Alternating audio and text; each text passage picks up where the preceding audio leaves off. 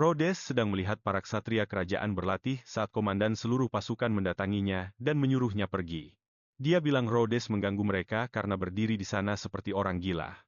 Pelayannya pun membela, "Hei, Anda sedang bicara dengan seorang pangeran." Tapi sang komandan tidak peduli. Dia malah menyebutnya sampah tak berguna yang jelek dan kesepian karena sudah mengganggu jalannya latihan. Namun tiba-tiba, si komandan mendapat tatapan dari mata sang bocah yang sama sekali tidak dia duga. Tatapan tajam dan beringas yang tak pantas dimiliki anak usia 14 tahun. Udara di sekitar terasa mencekam. Para prajurit mulai mendekat untuk melihat apa yang sebenarnya terjadi. Begitu melihat itu adalah pangeran ketiga, sosok yang selama ini mereka anggap sebagai lelucon tak berguna, mereka pun santai.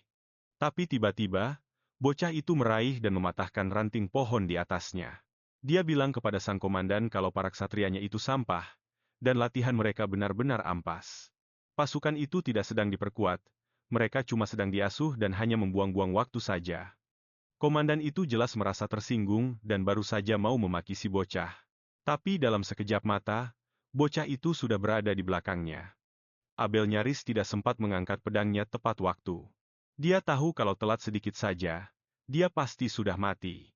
Dia baru saja menangkis serangan mematikan hanya dengan sebilah ranting, bocah itu tersenyum. Lalu dia melepaskan ranting itu dan pedang sang komandan langsung terpental dari tangannya. Dia dilucuti hanya dengan ranting di depan seluruh prajurit bawahannya. Bocah itu bilang dia sangat terkesan dengan betapa payahnya sang komandan.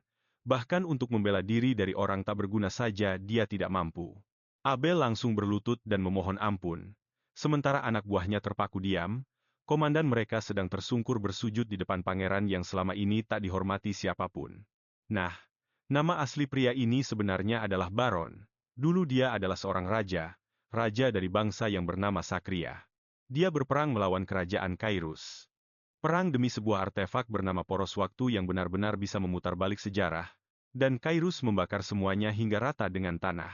Baron kehilangan segalanya gara-gara komplotan Kairus itu saat dia dikepung sendirian oleh para penyihir musuh. Dengan hanya satu lengan dan sebilah pedang yang tersisa, mereka akhirnya mengalahkan kawan kita yang malang ini. Dan tiba-tiba, dia terbangun di tempat tidur yang empuk, dikelilingi para pelayan di dalam istana kerajaan Kairus, kerajaan yang telah menghancurkannya. Ya, sekarang dia berada di dalam kekaisaran orang-orang yang telah membantai pasukannya. Dia berniat membakar tempat ini dari dalam dan menghabisi setiap musuh yang ada. Karena sekarang dia berada di dalam tubuh Kion, sang pangeran ketiga. Masalahnya, pangeran ini adalah anggota keluarga kerajaan yang paling lemah, paling dibenci, dan paling menyedihkan. Setidaknya dia punya pelayan yang awalnya terlihat seperti gadis cantik, tapi ternyata cuma seorang cowok feminin. Setelah itu, dia sedang makan sambil bersantai, memikirkan kehidupan barunya. Tapi di kediaman ini, ketiga pangeran harus makan bersama atas perintah raja. Lalu masuklah pria bernama Planche ini, yang merasa dirinya seperti karakter anime karena menyampirkan jaket di bahunya pada jam 7 pagi. Biasanya Kion akan langsung menundukkan kepala, tapi kali ini dia menatap matanya dalam-dalam dan menyapa, "Yo, ada apa?" Planche yang merasa dirinya sangat beradab, tiba-tiba mengambil pisau dan melemparkannya ke arah pelayan feminin kita untuk menembus tengkoraknya. Tapi dengan santainya, Kion menangkap pisau itu di udara. Dia berjalan ke samping saudaranya itu dan berbisik, "Hati-hati, kawan. Lain kali pisau ini bisa mendarat di wajahmu." Saudaranya itu langsung terpaku. Dia baru saja diskakmat oleh orang yang paling dia anggap sampah di tempat ini. Namun situasi tidak sepenuhnya aman karena hampir saja terjadi kesalahan. Saat pisau itu melayang, dia nyaris menggunakan aura karena insting. Refleks seorang prajurit aura yang menghabiskan seluruh hidupnya di medan perang, hampir saja membongkar identitasnya di ruang makan. Tapi kemudian dia merasakan sesuatu yang tak terduga. Rasa sakit yang menusuk di dadanya, bukan karena pisau, tapi dari dalam dirinya sendiri. Jadi dia memeriksa kondisinya, dan apa yang dia temukan mengubah segalanya. Ada 3 lingkaran mana di sekitar jantungnya. Tubuh ini bukan sekadar pangeran lemah. Ini adalah tubuh seorang penyihir. 3 lingkaran sudah terbentuk, itu adalah bakat yang luar biasa. Tapi itu juga hampir menjadi kutukan. Dia menghabiskan seluruh hidupnya memegang pedang besar, dan sekarang dia harus merapal mantra. Ini jadi masalah karena setiap kali dia mencoba menggunakan mana, dadanya terasa seperti diremukan. Berat badannya juga turun drastis. Dia bahkan nyaris pingsan hanya karena lari 3 putaran mengelilingi danau istana. Hidungnya juga sering mimisan tiba-tiba. Penjahit kerajaan yang rutin mengukurnya bilang kalau tubuhnya semakin kurus setiap kali mereka bertemu. Padahal, tubuh dengan 3 lingkaran mana dan berkah garis keturunan naga kerajaan seharusnya bisa menyembuhkan diri sendiri secara terus-menerus. Harusnya dia menjadi lebih kuat, bukan malah hancur. Tapi itu semua terjadi karena bocah ini sedang diracuni. Dan dosisnya tidak main-main. Apapun yang ada di dalam sistem tubuhnya sangat kuat, sampai-sampai jika bukan karena garis keturunan naga yang membakarnya 24 jam non-stop, dia pasti sudah mati. Ini bukan sekadar percobaan pembunuhan biasa. Seseorang telah meracuni pangeran kita ini hari demi hari. Tapi siapa? Dia ingat di lini masa aslinya, bocah ini mati pada usia 15 tahun. Kabarnya, dia mencoba meracuni ratu lalu gantung diri. Bagaimana jika cerita itu selama ini hanyalah kebohongan belaka? Bicara soal tersangka, saat itulah protagonis kita mencium bau seseorang yang mendekat, benar-benar insting tajam seperti anjing. Inilah Silica, sang ratu saat ini. Dilihat dari warna matanya, dia pasti adalah ibu tirinya. Ini adalah Silica, sang ratu saat ini. Dilihat dari warna matanya, dia pasti ibu tirinya. Sehat. Kakakku bilang ke dia kalau dia belum tumbuh besar. Lihat saja seberapa banyak aku bakal tumbuh nanti. Ya, begitulah alur cerita yang kusuka. Kata-kata itu bikin suasananya jadi tegang banget, sang Viscount. Bilang kalau dia hampir nggak ngenalin pangeran, soalnya biasanya pangeran jarang banget nunjukin mukanya. Dia benar-benar sudah jadi pria yang tinggi banget. Saat itulah sang ratu memotong pembicaraannya.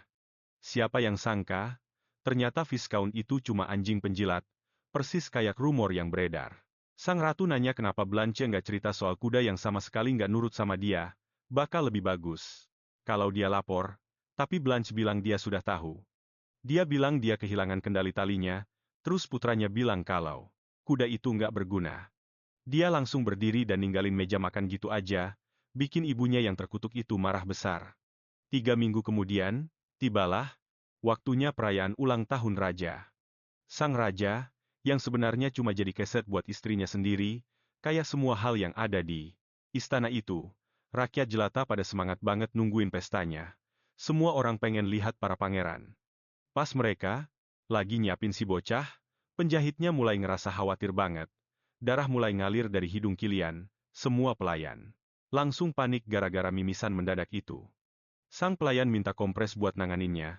Pangeran bilang itu bukan apa-apa, dia cuma kurang tidur aja.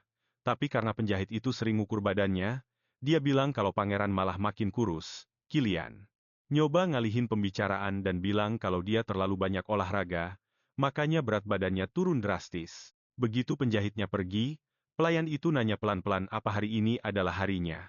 Apapun yang terjadi, sebelum rumor soal kesehatan Kilian makin luas, dia harus ketemu Allen, bukan Musk. Gara-gara jadwal raja yang ngaret, dia harus nemuin putra-putranya satu-satu. Si bocah nggak punya waktu buat dibuang-buang dan berharap ayahnya ngajak ngomong semua orang sekaligus aja. Pertemuan empat mata ini benar-benar di luar dugaannya. Raja Roman lagi baca dokumen dan sang pangeran ngasih tahu kedatangannya. Tapi raja bersikap kayak nggak dengar apa-apa, seolah-olah dia nyuekin semuanya. Itu benar-benar nggak sopan banget, pikir Kilian, sampai akhirnya raja nyuruh dia duduk. Raja nanya pertanyaan umum dan bilang kalau putranya kelihatan baik-baik aja. Tiba-tiba, semuanya jadi masuk akal buat Kilian. Sekarang dia tahu kenapa raja pengen nemuin putra-putranya sendirian.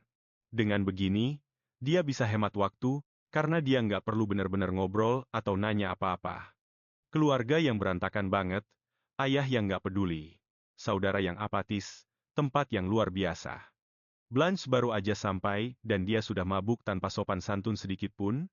Orang yang paling penasaran sama pertemuan itu adalah sang ratu, yang punya cukup kekuasaan buat bikin suaminya sendiri bertekuk lutut. Dan di antara semua orang ini, ada yang pengen pangeran mati. Sekarang waktunya dia nyari tahu siapa pembunuhnya. Gara-gara perayaan itu, sang pangeran muncul di depan semua orang dengan penampilan yang beda banget. Karismanya benar-benar menutupi pangeran Blanche yang cuma pemabuk. Para bangsawan mulai bisik-bisik dan bikin rumor. Kilian akhirnya masuk ke aula, bikin semua bangsawan rendahan di sana terpukau. Ternyata rumornya benar. Pangeran berambut hitam, bermata merah yang mirip banget sama Sevanian. Dia sudah potong rambut, wajahnya kelihatan jelas, dan dia bahkan pakai bros merah tua. Itu adalah pernyataan secara diam-diam kalau dia nggak mau sembunyi lagi. Sang pelayan nyamperin dia buat nanya sesuatu, dia pengen tahu kenapa semua orang lihatin. Dia sempat mikir mungkin karena pangeran berpakaian sangat rapi. Kilian tahu kalau perhiasan itu yang menarik perhatian. Itu semua hasil kerjaan si penjahit. Keluarga pelayan itu juga berasal dari Cayus, tapi dari kota kecil di pedalaman. Sang pangeran nanya apa mereka sudah datang ke ibu kota, dan pelayan itu bilang kalau mereka butuh undangan. Karena pangeran nanya hal yang terlalu pribadi, si pelayan kayak mau marah, tapi dia nyoba ngalihin pembicaraan. Pangeran lagi nunggu waktu yang tepat karena ada seseorang yang pengen dia temui. Dia nanya apa pelayannya tahu kenapa. Tempat itu disebut Aula Siegfried. Nama itu diambil dari patriark pertama dari marga tersebut, salah satu pahlawan besar. Mereka sudah setia sama keluarga kerajaan selama 500 tahun, buat jagain wilayah itu. Di kehidupan sebelumnya, sang pangeran suka dengar cerita itu, dan orang yang pengen dia temui ada di tengah aula itu, Duke Siegfried, yang kelihatan sangat kuat dengan tradisi kesetiaan yang panjang. Orang-orang kayak gitulah yang disukai pangeran. Sambil makai sedikit mana, dia nyoba ngetes apa pria itu peka, dan dia langsung ketahuan. Hasil tesnya persis kayak dugaannya. Sang pelayan sadar kalau sang duke lagi ngelihatin pangeran. Dia adalah salah satu dari 5 master pedang terhebat di benua itu. Untuk sekarang, pangeran bakal pura-pura nggak ada apa-apa.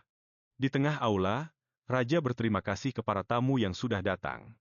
Kilian sudah ada di luar bareng pelayannya.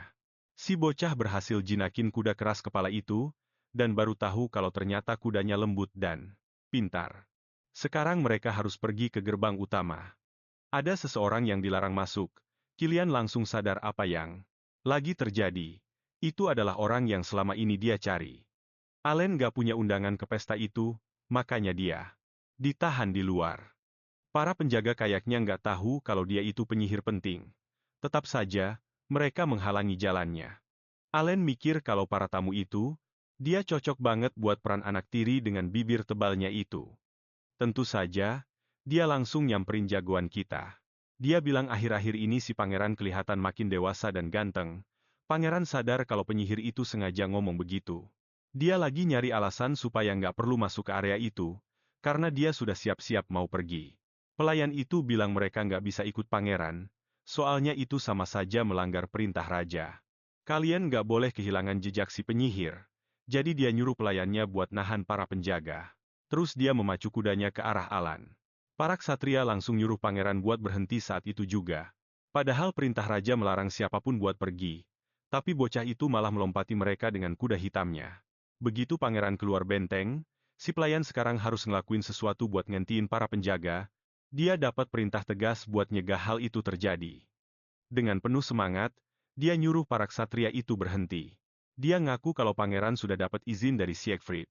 Akhirnya, pelayan itu ngebongkar siapa dia sebenarnya. Namanya Jan, putra sulung Duke Siegfried. Nggak lama kemudian, ada yang ketawa ngakak dengar kejadian itu. Ternyata itu ayahnya si pelayan.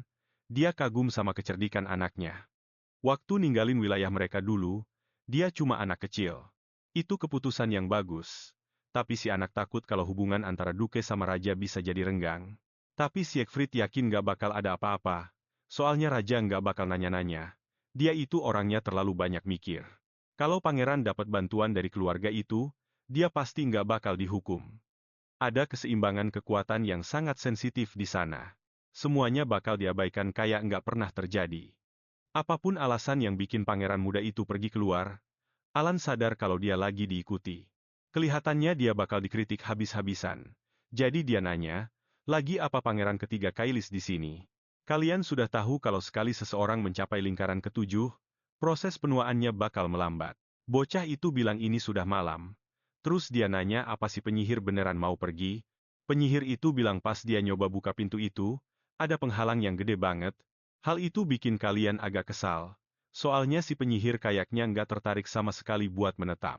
Kalian bilang dia nyoba pintu yang salah, karena sebenarnya sudah ada tempat yang terbuka buat dia. Penyihir itu sadar kalau dia lagi dipancing, dan dia tahu kalau pangeran yang dia hadapi ini sangat cerdik. seseorang yang gak kelihatan kayak anak umur 14 tahun. Saat itulah si penyihir sadar akan sesuatu, dia melangkah mendekat, beneran khawatir. Begitu dia nyentuh tangan pangeran, energinya mulai bangkit. Itu bikin pangeran ngerasa sakit yang menusuk di dadanya. Mana milik penyihir itu mengalir ke seluruh tubuh pangeran. Kontak itu jadi makin intens sampai kalian harus narik diri. Penyihir itu bilang, biar pintu ditutup rapat pun, kita nggak bisa nahan angin. Kondisi bocah itu akhirnya ketahuan sama sang master. Kalian bilang ada batas buat mana yang bisa dia pakai. Tapi itu bukan masalah utamanya. Pertanyaannya sekarang, apa si penyihir sudah tahu rahasianya? Alan terus ngelihatin dia dengan penuh minat. Padahal mereka keturunan naga, tapi Kailis selalu ngeremehin para penyihir. Keberadaan Alan selama ini diabaikan begitu saja. Tapi sekarang, dia yakin kalau takdir sudah mempertemukannya sama bocah ini. Dia nanya kenapa pangeran mau ketemu dia. Kalian tahu dia nggak bisa bohong sekarang, atau dia bakal ketahuan. Dengan sangat sopan, dia bilang mau bicara karena dia ngerasa nyawanya bakal terancam dalam waktu dekat. Pangeran ketiga ini memang dibenci semua orang. Alan pun masang penghalang di sekitar mereka berdua buat ngeredam semua suara. Dan dia ngelakuin itu tanpa mantra sama sekali. Sambil mikir-mikir, penyihir itu nanya apa sih tujuan sebenarnya dari bocah ini. Kalian bilang prioritasnya sekarang adalah nyegah sesuatu yang lebih buruk terjadi buat saat ini. Kalau dia harus naik tahta buat dapetin apa yang dia mau, dia bakal ngelakuinnya. Alan suka sama rasa percaya diri itu. Pangeran muda yang butuh guru itu menarik. Makanya, penyihir itu minta buat diundang lagi. Pangeran pun berlutut, ngenalin dirinya ke guru barunya. Penyihir itu setuju buat nyelamatin pangeran. Kembali ke si pelayan, dia nanya ke ayahnya apa nggak ada yang tahu soal identitas aslinya, karena bakal repot kalau sampai bocor. Siegfried sih pede banget, tapi anaknya tetap aja khawatir. Dia pengen tahu kabar Leah gimana belakangan ini. Ayahnya bilang Leah hebat banget dalam ngurus masalah internal keluarga, posisi yang ditinggalin sama anaknya itu. Kapanpun dia mau berhenti jadi pelayan gadungan, dia bisa balik kapan saja. Karena sadar nggak bakal ketemu anaknya lagi dalam waktu lama, si Duke dengerin pas anaknya bilang mereka bakal ketemu lagi nanti. Ketemu lagi 3 bulan kemudian, Siegfried nganggep itu sebagai tanda kalau anaknya bakal berhenti dari pekerjaannya sekarang. Bocah itu bilang kalau sebentar lagi tuan mudanya bakal genap berusia 15 tahun. Ayahnya nanya, apa dia tahu apa arti dari nama belakang mereka? Mereka dikenal sebagai gajah-gajah Kailus.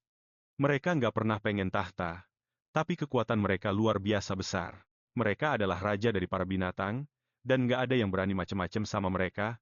Habis ngomong gitu, Siegfried mulai senyum-senyum. Dia bilang nama mereka beneran punya kekuatan. Terus dia nyuruh anaknya buat ngelakuin apapun yang dia mau. Hal ini bikin si bocah bener-bener seneng. Dia bilang lain kali jangan bikin dia khawatir banget kayak gitu. Siegfried menganggap putranya itu benar-benar keras kepala. Khas keluarga mereka sih, dia juga terus kepikiran soal apa yang sudah dilakukan sang pangeran sebelumnya. Kalau dia bisa melakukan hal sehebat itu, berarti dia sudah berkembang pesat. Sekarang sang duke ingin tahu apa sebenarnya rencana pangeran ketiga itu. Keesokan harinya, sebuah kereta kuda menarik perhatian semua orang. Ada lambang 7 mawar dan sebuah tongkat perak di sana. Orang-orang bertanya-tanya kenapa keluarga itu mengunjungi Kailis, tapi alasannya sepertinya sudah jelas. Mereka punya hubungan baik dengan raja, dan rumor pun mulai menyebar luas. Allen baru saja turun dari kereta, murid mudanya lah, yang mengatur semua ini. Malam sebelumnya, mereka sudah membicarakan hal ini. Sang penyihir harus tiba tepat pukul 9. Bersaing dengan pengaruh keluarga Brizon itu nggak bakal mudah. Inilah saatnya untuk mengguncang para bangsawan. Para pelayan di kediaman itu menyambut sang penyihir dengan sangat sopan dan bilang kalau raja sudah menunggu. Dalam pertemuan itu, raja merasa terkejut. Dengan kehadiran sang penyihir, lalu Allen meminta tempat untuk menginap. Untuk menandingi kekuatan istrinya, raja tahu kalau punya penyihir sehebat itu di pihaknya bakal sangat menguntungkan. Tapi anehnya dia malah muncul di sana duluan, dan itu bikin raja curiga. Sang penyihir bercerita kalau malam sebelumnya dia menemukan seekor kucing hitam kecil bermata merah. Dia sadar kalau kucing itu pintar banget dan memutuskan buat mengajarinya beberapa hal, tapi dia masih nggak punya tempat tinggal. Raja bertanya apa yang bakal diajarkan, dan jawabannya sudah sangat jelas. Sihir. Tapi lingkungannya juga harus mendukung biar kucing kecil itu bisa berkembang. Jadi, Pemilik tanah di sini juga harus ikut berkontribusi. Dengan agak gelisah, Raja bertanya apa sang penyihir benar-benar bisa melakukannya. Kalian akan jadi muridnya. Nggak ada yang bisa menghentikan itu. Raja akhirnya setuju buat bekerja sama. Tempat itu toh sudah berantakan. Satu masalah lagi nggak bakal bikin keadaannya makin parah. Meski begitu, Raja tetap penasaran karena dia dengar putra ketiganya itu nggak punya kelebihan apa-apa. Hal itu bikin sang penyihir kaget. Bahkan kondisi kesehatan bocah itu sangat nggak wajar karena sulit sekali mencari penyebabnya. Yang lebih parah lagi, Raja cuma bicara berdasarkan apa yang dia dengar, seolah dia nggak kenal sama sekali dengan putranya sendiri. Jadi sang penyihir bertanya apa sang ayah tahu tinggi badan pangeran muda itu, sesuatu yang sangat dasar. Dari diamnya sang raja, sang penyihir langsung sadar kalau dia nggak bisa menjawab. Lalu dia bilang padanya, perhatian bisa jadi racun, dan ketidakpedulian bisa jadi obat. Tapi dalam kasus ini, bilang aku sibuk itu cuma alasan belaka. Raja mulai merasa kesal, tapi memilih buat mengabaikannya karena sang penyihir masih belum tahu cara bersikap sebagai mentor sang bocah. Dia bilang, konyol rasanya harus menjelaskan ini, tapi dia bersikeras kalau dia sangat peduli pada pangeran muda itu dan menganggapnya sangat istimewa. Tepat saat percakapan mereka hampir terhenti, sebuah penghalang sihir dipanggil. Alen menyuruh raja untuk memperhatikan baik-baik. Bocah itu terlihat sakit. Bahkan, baju yang dia pakai harus segera dikecilkan karena berat badannya turun drastis. Dia bahkan hampir nggak kuat bangun saat terjaga. Kalau Raja cuma diam dan cuma melihat saja, dia bakal kehilangan sesuatu yang katanya sangat berharga itu. Sekarang sudah hampir jam makan siang, dan pangeran muda itu masih belum keluar kamar buat sarapan. Sang pelayan bilang dia yang bakal mengurusnya dan membawakan teh. Tokoh utama kita masih terbaring di tempat tidur menahan rasa sakit yang luar biasa, bahkan saat dia tidur. Melihat itu, sang pelayan mengira kalau hari kemarin pasti sangat melelahkan. Saat itulah sang penyihir muncul dan melihat bocah itu masih belum bangun. Kehadiran sang penyihir bikin pelayan itu kaget, tapi kemudian dia benar-benar ketakutan saat Allen muncul entah dari mana. Siegfried Junior mencoba menghalangi sang penyihir agar jangan mendekat.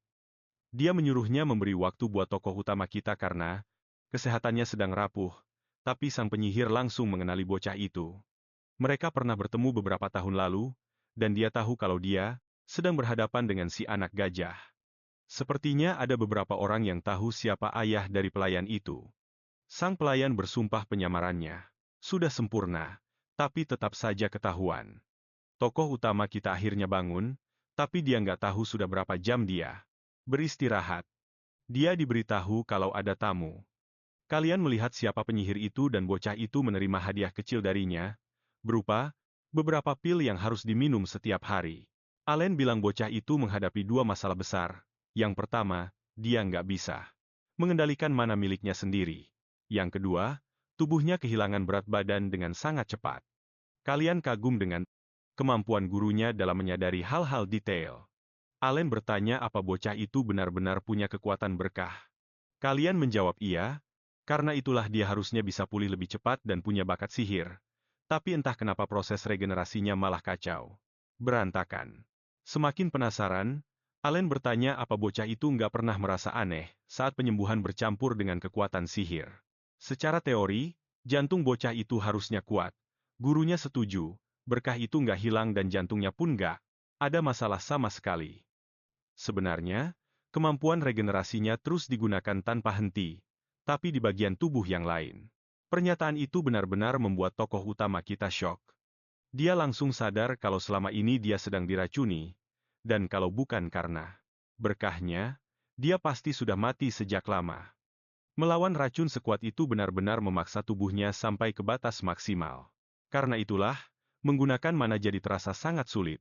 Tokoh utama kita tahu kalau sebenarnya bocah itu adalah menjadi korban pembunuhan, tapi ternyata selama ini dia sudah diracun. Semuanya telah direncanakan dengan sangat matang. Mengetahui hal ini membuat amarahnya meledak. Alan bisa merasakan niat negatif yang memancar dari anak itu.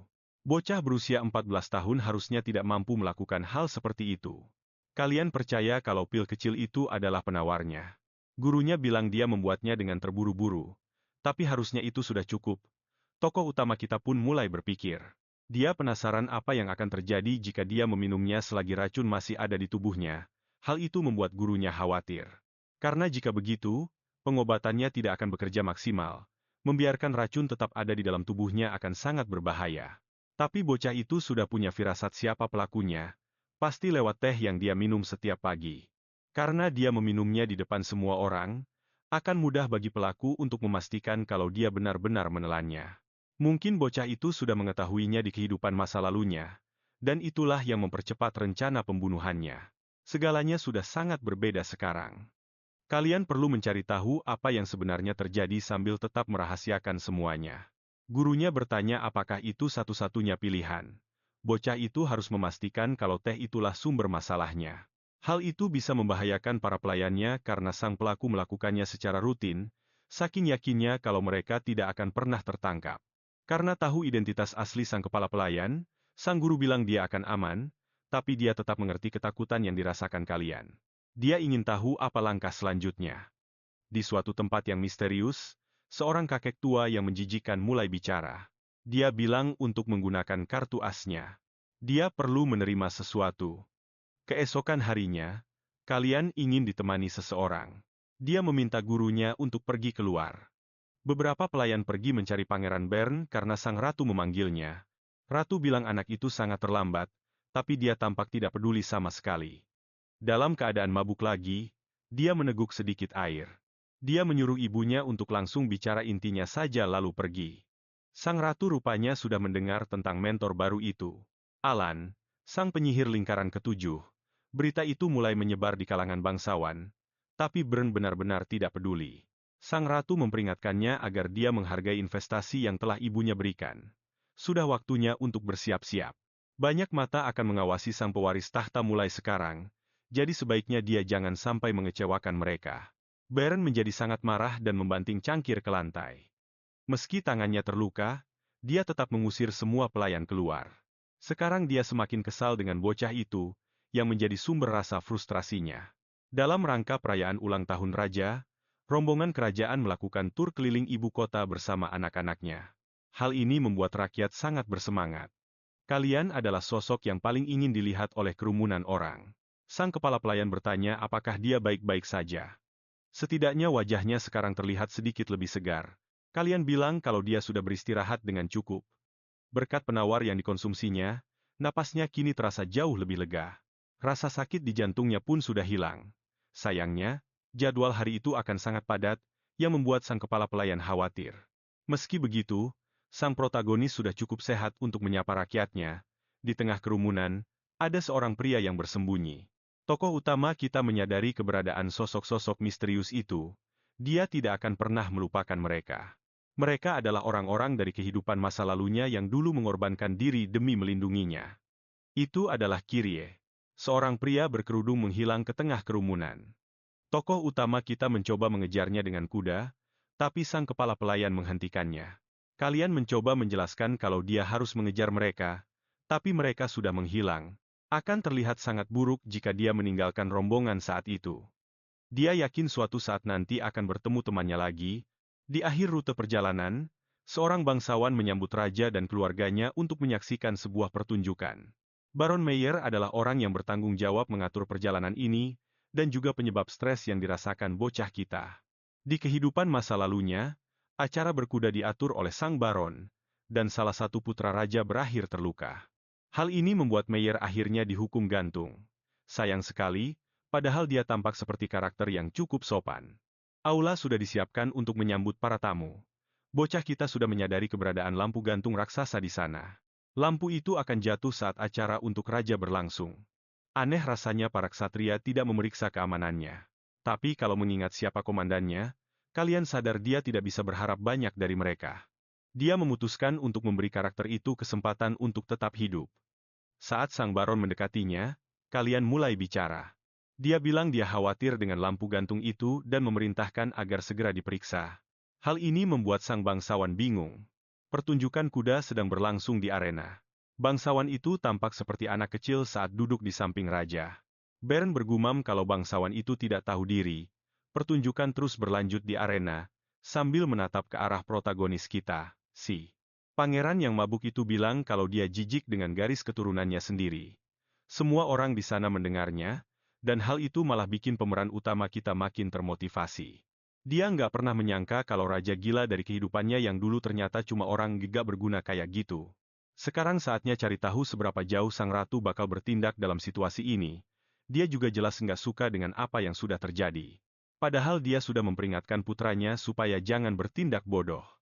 Baru saat itu, setelah melihat putranya sendiri, dia sadar kalau anaknya sengaja melakukan hal tersebut. Tapi hari itu sangat spesial. Banyak bangsawan yang hadir. Sudah waktunya untuk mengambil keputusan. Akhirnya, pertunjukan di depan para bangsawan itu pun selesai. Kecelakaan yang seharusnya terjadi berhasil dicegah. Sang ratu tetap diam seribu bahasa, seolah-olah dia sama sekali nggak merencanakan apapun. Mungkin saja kecelakaan itu memang bukan bagian dari konspirasinya. Hal ini pun sempat jadi perdebatan di kehidupannya yang dulu. Bisa jadi ada campur tangan pihak luar. Sepertinya ini memang sengaja dirancang supaya ketahuan. Benar-benar serangan langsung ke keluarga kerajaan.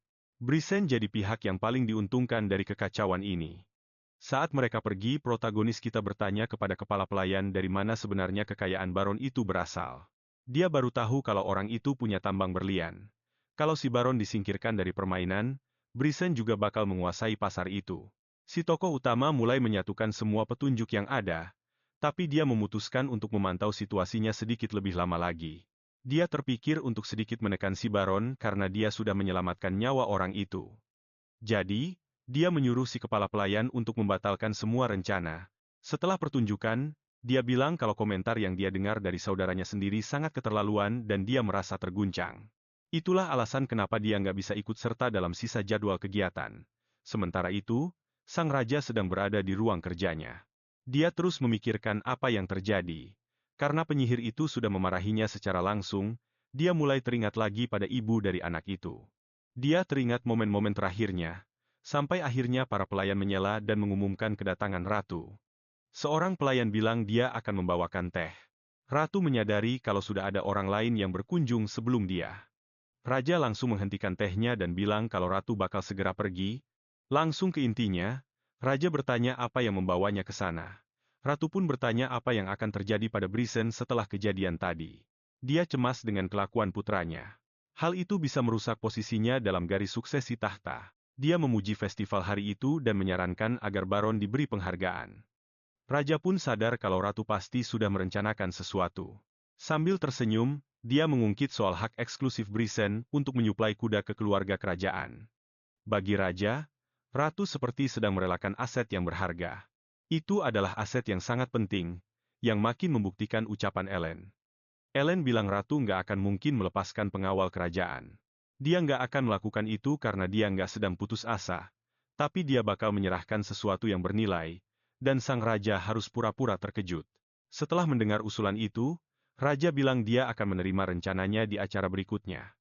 Hal itu membuat sang ratu merasa sangat senang. Malam itu, raja datang untuk makan malam didampingi putranya untuk memberi penghargaan kepada baron atas apa yang sudah dia lakukan hari itu. Para bangsawan sudah tahu kalau itu adalah kesepakatan antara raja dan ratu. Gara-gara tindakan Planch, reputasi si tokoh utama jadi makin meroket. Kamarnya dipenuhi dengan berbagai macam hadiah. Pengaruh rival-rivalnya pun mulai merosot, tapi dia sebenarnya nggak butuh tawaran semacam itu. Kecuali hadiah dari si baron, dia bakal menyumbangkan semuanya. Nggak butuh waktu lama bagi kepala pelayan untuk menemukan hadiah dari baron tersebut. Ada sebuah kalung yang sangat mencolok dengan batu-batu merah. Ukurannya besar sekali, sampai hal itu bikin dia bingung. Dan dia baru tahu kalau saat si baron mendekat, kepala pelayan sempat menyebut soal kuda hitam. Itulah alasan kenapa dia dikasih kalung itu. Pasti si baron cuma mau mengetes niatnya saja. Kalau dia menerima hadiah ini, dia pasti bakal dapat hadiah lain nanti. Talion merasa kalau orang itu nggak paham seberapa berharganya nyawanya sendiri. Perhiasan-perhiasan itu nggak cukup, jadi dia memutuskan untuk mengirim pesan. Dia ingin tahu berapa harga asli kalung itu. Dia berniat membelinya. Kepala pelayan nggak paham maksud tawaran itu, dan si bocah bilang kalau dia nggak tertarik sama sekali dengan kalung itu. Sebenarnya, ada sebuah tanaman yang kelihatan menyeramkan yang menarik perhatiannya. Itu adalah hadiah dari asosiasi penyihir dan dia merasa tanaman itu agak aneh. Tanaman itu pasti berharga karena ada surat penjelasannya. Saat tanaman itu mati, dia bakal mengeluarkan serbuk sari. Si bocah sepertinya paham kenapa hal itu penting. Dia bilang hadiah itu bakal tetap ada di kamarnya karena dia punya sebuah ide. Dia punya ide menarik yang ingin dia coba. Tak lama kemudian, dia sengaja menumpahkan teh dan pura-pura kalau tangannya kena panas. Kepala pelayan menyuruh beberapa pelayan untuk membersihkannya. Sebagian teh tumpah ke tanaman itu, membuat si kepala pelayan jadi khawatir. Dia takut tanamannya bakal layu gara-gara kena teh. Si tokoh utama bilang itu nggak apa-apa. Lagi pula, tehnya kan nggak beracun. Komentarnya itu terlalu spesifik dan bikin si pelayan ketakutan. Dengan gurunya yang ada di sampingnya, si bocah pun berterima kasih. Dia berterima kasih atas semua bantuan yang sudah diberikan. Berkat efek penawarnya, Ellen menyadari kalau si tokoh utama kelihatan jauh lebih sehat sekarang. Dia kelihatan jauh lebih sehat dan jauh lebih bahagia. Ellen juga ingin jalan-jalan seperti itu. Ini adalah pertama kalinya setelah sekian lama. Colin bertanya apakah Raja sudah mengizinkannya, tapi Raja mungkin bahkan nggak tahu apa yang sedang terjadi karena dia sangat sibuk. Si bocah langsung buru-buru pergi, meninggalkan kepala pelayan yang sangat cemas. Penyihir itu bertanya apakah dia masih meminum obatnya. Masalah obat itu, kalian berjanji kalau dia bakal ngelakuin persis apa yang diperintahin. Si pengirim racun pun kelihatan sangat cemas. Soalnya tanaman itu udah dijadiin umpan. Hal ini bikin si penyihir kaget karena strateginya dianggap menarik banget. Hadiah yang diterima. Pemuda kita benar-benar dipakai dengan cerdik. Sekarang mereka harus pisah lagi, soalnya si tokoh utama mau nyelesain urusan ini sendirian. Asosiasi penyihir ada di jalan dekat situ. Di sanalah sang guru bakal siap siaga buat bantuin dia. Nggak lama lagi, mereka bakal ketemu lagi. Begitu urusan beres, kelihatan beberapa pandai besi lagi kerja keras. Pemuda kita pun dapat sebuah belati buat jaga diri. Senjata itu bakal berguna banget kalau nanti dia diserang. Tapi yang dia butuhin sekarang cuma informasi. Di kehidupan masa lalunya dulu, banyak agen dikirim ke lapangan buat nyari info. Para pembunuh terlatih dapat misi kayak gitu lewat perintah langsung dari Raja Sekretia. Di kehidupan lamanya, tokoh utama kita juga ngelakuin hal yang sama. Di jalanan yang gelap itu, dia benar-benar nggak terlindungi, dan dia tahu betul kalau pembunuh dari kerajaannya itu hebat-hebat. Tiba-tiba, ada beberapa orang mabuk yang deketin dia. Dia pun harus hati-hati banget biar identitas aslinya nggak kebongkar. Kalau nggak, dia bisa-bisa memicu serangan lebih cepat dari dugaan.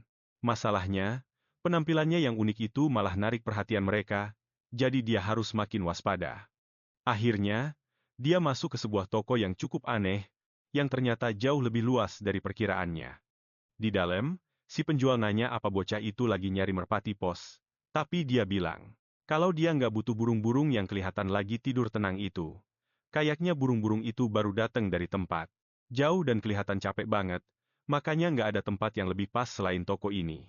Merasa makin penasaran, si pak tua itu nanya ada urusan apa pemuda itu datang ke sana. Kalian jawab kalau dia mau ngasih makan burung-burungnya. Dalam sekejap mata, dia langsung diserang. Mata pisau lewat tipis di dekat tudungnya. Dan si pak tua bilang kalau belakangan ini dia nggak jualan burung, makanya dia waspada banget dan penuh curiga. Kalian segera nyadar kalau kakek ini bukan orang sembarangan. Bakal susah kalau harus berantem di situasi kayak gini. Makanya, pemuda kita milih buat ngomong baik-baik. Dia bilang kalau burung yang dia cari udah ninggalin sarang yang jauh, jadi sekarang butuh asupan makanan. Burung-burung itu nggak dijual. Burung sebenarnya adalah kode buat agen rahasia yang tugasnya nyari informasi. Bahkan, agen sekretia pun nggak saling kenal di lapangan biar infonya nggak bocor. Si pak tua pun nanya, apa bocah itu? Burung milik seseorang. Kalian sempet kepikiran buat pakai nama ayahnya dulu biar dikira agen aktif, dan ngaku. Kalau dia datang atas nama Nebula. Hal itu bikin si pak tua kaget bukan main. Sejauh ini, semua rencananya lancar-lancar aja. Pemuda kita minta sedikit makanan karena burung ini harus segera kerja.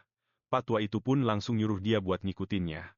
Dia bawa pemuda kita ke ruang rahasia dan bilang kalau dia pasti agen baru, dan harus ingat kode nama si pak tua itu, yaitu Elang Putih. Tokoh utama kita pun nyebut kalau namanya adalah Angsa Merah. Sekarang waktunya buat dapat informasi.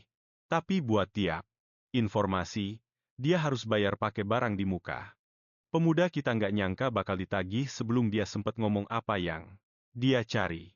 Dia curiga ini jebakan, tapi si Patua bilang kalau harganya udah pas. Setelah bayar, barulah dia dapat info yang dia mau. Pas meriksa gulungan itu, si angsa merah mulai ragu apa isinya benar. Tapi kalau lihat dari apa yang dia tanyain, emang itu yang harus dikasih si Paktua ke dia.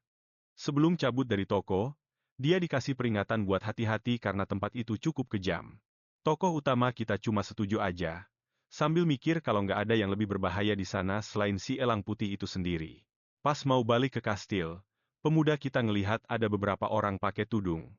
Dia mau nyebrang jembatan itu, tapi tiba-tiba langkahnya dicegat. Dia nanya ada apa, dan salah satu dari mereka minta maaf sambil bilang kalau dia harus nunggu bentar, soalnya ada arwah yang lagi ngelakuin perjalanan terakhir. Baru deh dia sadar kalau itu ritual pemakaman. Pemuda kita pun turun dari kudanya buat ngasih penghormatan. Tradisi pemakaman, di negara itu emang beda banget. Mereka naruh bunga merah ke sungai biar arwahnya nggak tersesat. Sedangkan di masa lalunya dulu, orang-orang pakai bunga putih di atas makam. Bunga itu mekar di malam hari, sebagai tanda kalau orang yang udah mati nggak bakal pernah ketemu lagi sama yang masih hidup. Pemuda kita jadi kepikiran, kira-kira di kehidupan lamanya ada nggak ya yang sedih pas dia meninggal? Atau apa waktu udah keburu muter balik sebelum itu semua kejadian? Mungkin aja dialah si mayat yang sebenarnya tersesat itu. Seseorang lalu berterima kasih. Karena udah mau berhenti buat hormat. Sekarang dia bisa lanjut lagi. Pas udah di atas kuda, dia buka tudungnya dan bilang kalau dia bakal ngirim doa buat arwah itu. Tiba-tiba pria yang nyegat dia tadi ngelihat wajahnya.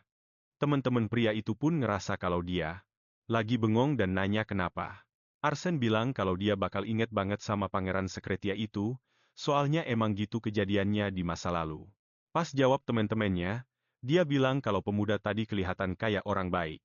Di tengah jalan, kalian ngelihat, banyak papan nama bertuliskan Sisvanian dan mikir kalau itu agak berlebihan, apalagi papan yang terakhir. Kelihatan kayak sebuah bar. Ternyata cerita dari masa lalunya soal kota ini emang benar, apalagi soal para pengikut Sisvanian itu. Seorang pria botak mau bawa pemuda kita ke tempat yang lebih privat, tapi kalian bilang bukan ke situ tujuannya, dia mau pergi ke lantai 4 gedung itu. Si botak pun langsung kaget dan buru-buru nawarin diri buat nganterin dia. Kalian sekarang berada di aula yang kosong. Dia melihat benda kecil tergantung di dinding. Saat bersama elang putih, dia cuma meminta satu informasi saja. Di mana bisnis ilegal terjadi di Cius. Setelah dia mengaktifkan benda aneh itu, sebuah pintu rahasia terbuka di dinding. Ada tangga menuju bawah tanah di mana jagoan kita akan mengumpulkan lebih banyak informasi. Beberapa orang sedang berjudi di sana, tapi bukan itu yang dia cari. Masuk lebih dalam lagi, tempat pertarungan ilegal pun terlihat. Orang-orang bersorak heboh untuk petarung favorit mereka. Pertandingan pertama selesai. Pemenangnya adalah Stoneface. Sementara mayat pecundang diseret pergi, taruhan pun dibayarkan. Bau darah memenuhi tempat itu. Di sanalah orang-orang biasa membuang sisi kemanusiaan mereka demi kebrutalan. Bagi jagoan kita, ini sangat menjijikan dan menyedihkan. Dia didatangi untuk membayar biaya masuk. Saat itu, Kellyanne melihat seorang gadis berambut perak. Kelihatannya dia bisu, dan dia mencoba memandu Kellyanne ke tempat yang harus dia tuju selanjutnya. Dia menyadari ujung telinganya telah dipotong, dan dia tampak tidak nyaman dengan pakaian itu. Di leher para gadis itu ada alat pelacak, jadi mereka tidak bisa kabur. Gadis bisu itu memberi isyarat lagi, menunjuk ke nomor 27. Sepertinya dia ingin Kellyanne memasang taruhan sekarang, jadi dia pun membaur dengan kerumunan sampai dia bisa mendapatkan apa yang dia cari. Aturannya simpel saja. Kalau menang taruhan, kamu dapat uang dengan cepat, jagoan kita pun meraup untung lumayan. Beberapa pria mulai membicarakannya, sudah waktunya untuk pertarungan spesial melawan petarung yang belum terkalahkan. Sejauh ini, lawannya cuma seorang pemula. Inilah orang yang ingin dicari Kellyanne. Orang yang di kehidupan masa lalunya bilang kalau dia terjebak di tempat di mana dia harus bertarung. Demi bertahan hidup sampai adiknya mati. Sang Satria Kiri. Tapi saat ini dia masih menjadi budak, seorang gladiator, harta karun yang sebenarnya. Ingin ditemukan Kellyanne. Tanpa ragu, Kellyanne mempertaruhkan semua yang dia punya pada petarung itu, membuat si gadis bisu terpana. Itu taruhan berisiko yang bikin penonton syok, Mereka pikir bocah ini pasti sudah gila, dan mereka tidak salah. Sampai sekarang, Kiri belum pernah menang sekalipun. Seorang penjudi veteran bilang apa yang dilakukan jagoan kita itu nekat sekali, tidak layak mempertaruhkan. Segalanya untuk orang yang tidak pernah menang. Tapi jagoan kita tidak bergeming. Dia menyuruh si gadis bisu untuk memastikan taruhannya. Diproses. Setelah itu, si penjudi veteran melakukan apa yang diperintahkan nuraninya. Memperingatkan si pemula kalau pertarungan itu bakal menjadi pembantaian total. Bahkan di dalam kandang, Kiri menyadari apa yang terjadi. Petarung tak terkalahkan itu bilang kalau si petarung gila. Itu bakal kehilangan segalanya. Belenggu yang menahan mereka pun dibuka. Pertarungan baru saja dimulai, dan Kiri sudah dipaksa bertahan dari serangan yang menghancurkan. Setiap tangkisan terasa sakit, hampir sama sakitnya dengan terkena hantaman telak. Sang gladiator mendaratkan serangan ke perut Kiri, membuatnya memuntahkan darah karena benturan itu. Sekarang, sang protagonis mulai merasa gugup. Tanpa pedang, dia tahu Kiri tidak seberbahaya itu, tapi dia percaya pada potensi petarung yang garang itu. Serangan ksatria berambut abu-abu itu tidak cukup cepat. Dia dihajar perlahan-lahan. Tidak ada yang bisa dilakukan selama dipukuli itu. Pukulan terakhir mengarah ke wajahnya sampai sang protagonis berteriak pada Kiri supaya dia jangan membiarkan bahunya terbuka saat lawan menyerang. Sang gladiator mendengarkan, berhasil menghindar dari serangan yang mengincar tengkoraknya dan menemukan celah bagus untuk serangan balik, menghancurkan tulang rusuk si preman itu. Kalau tulang orang itu bukan terbuat dari karet, pasti sudah retak. Kiri berubah jadi dokter gigi, mencabut gigi tanpa obat bius. Yang membuat semua orang kaget. Kiri mendapatkan kemenangan pertamanya.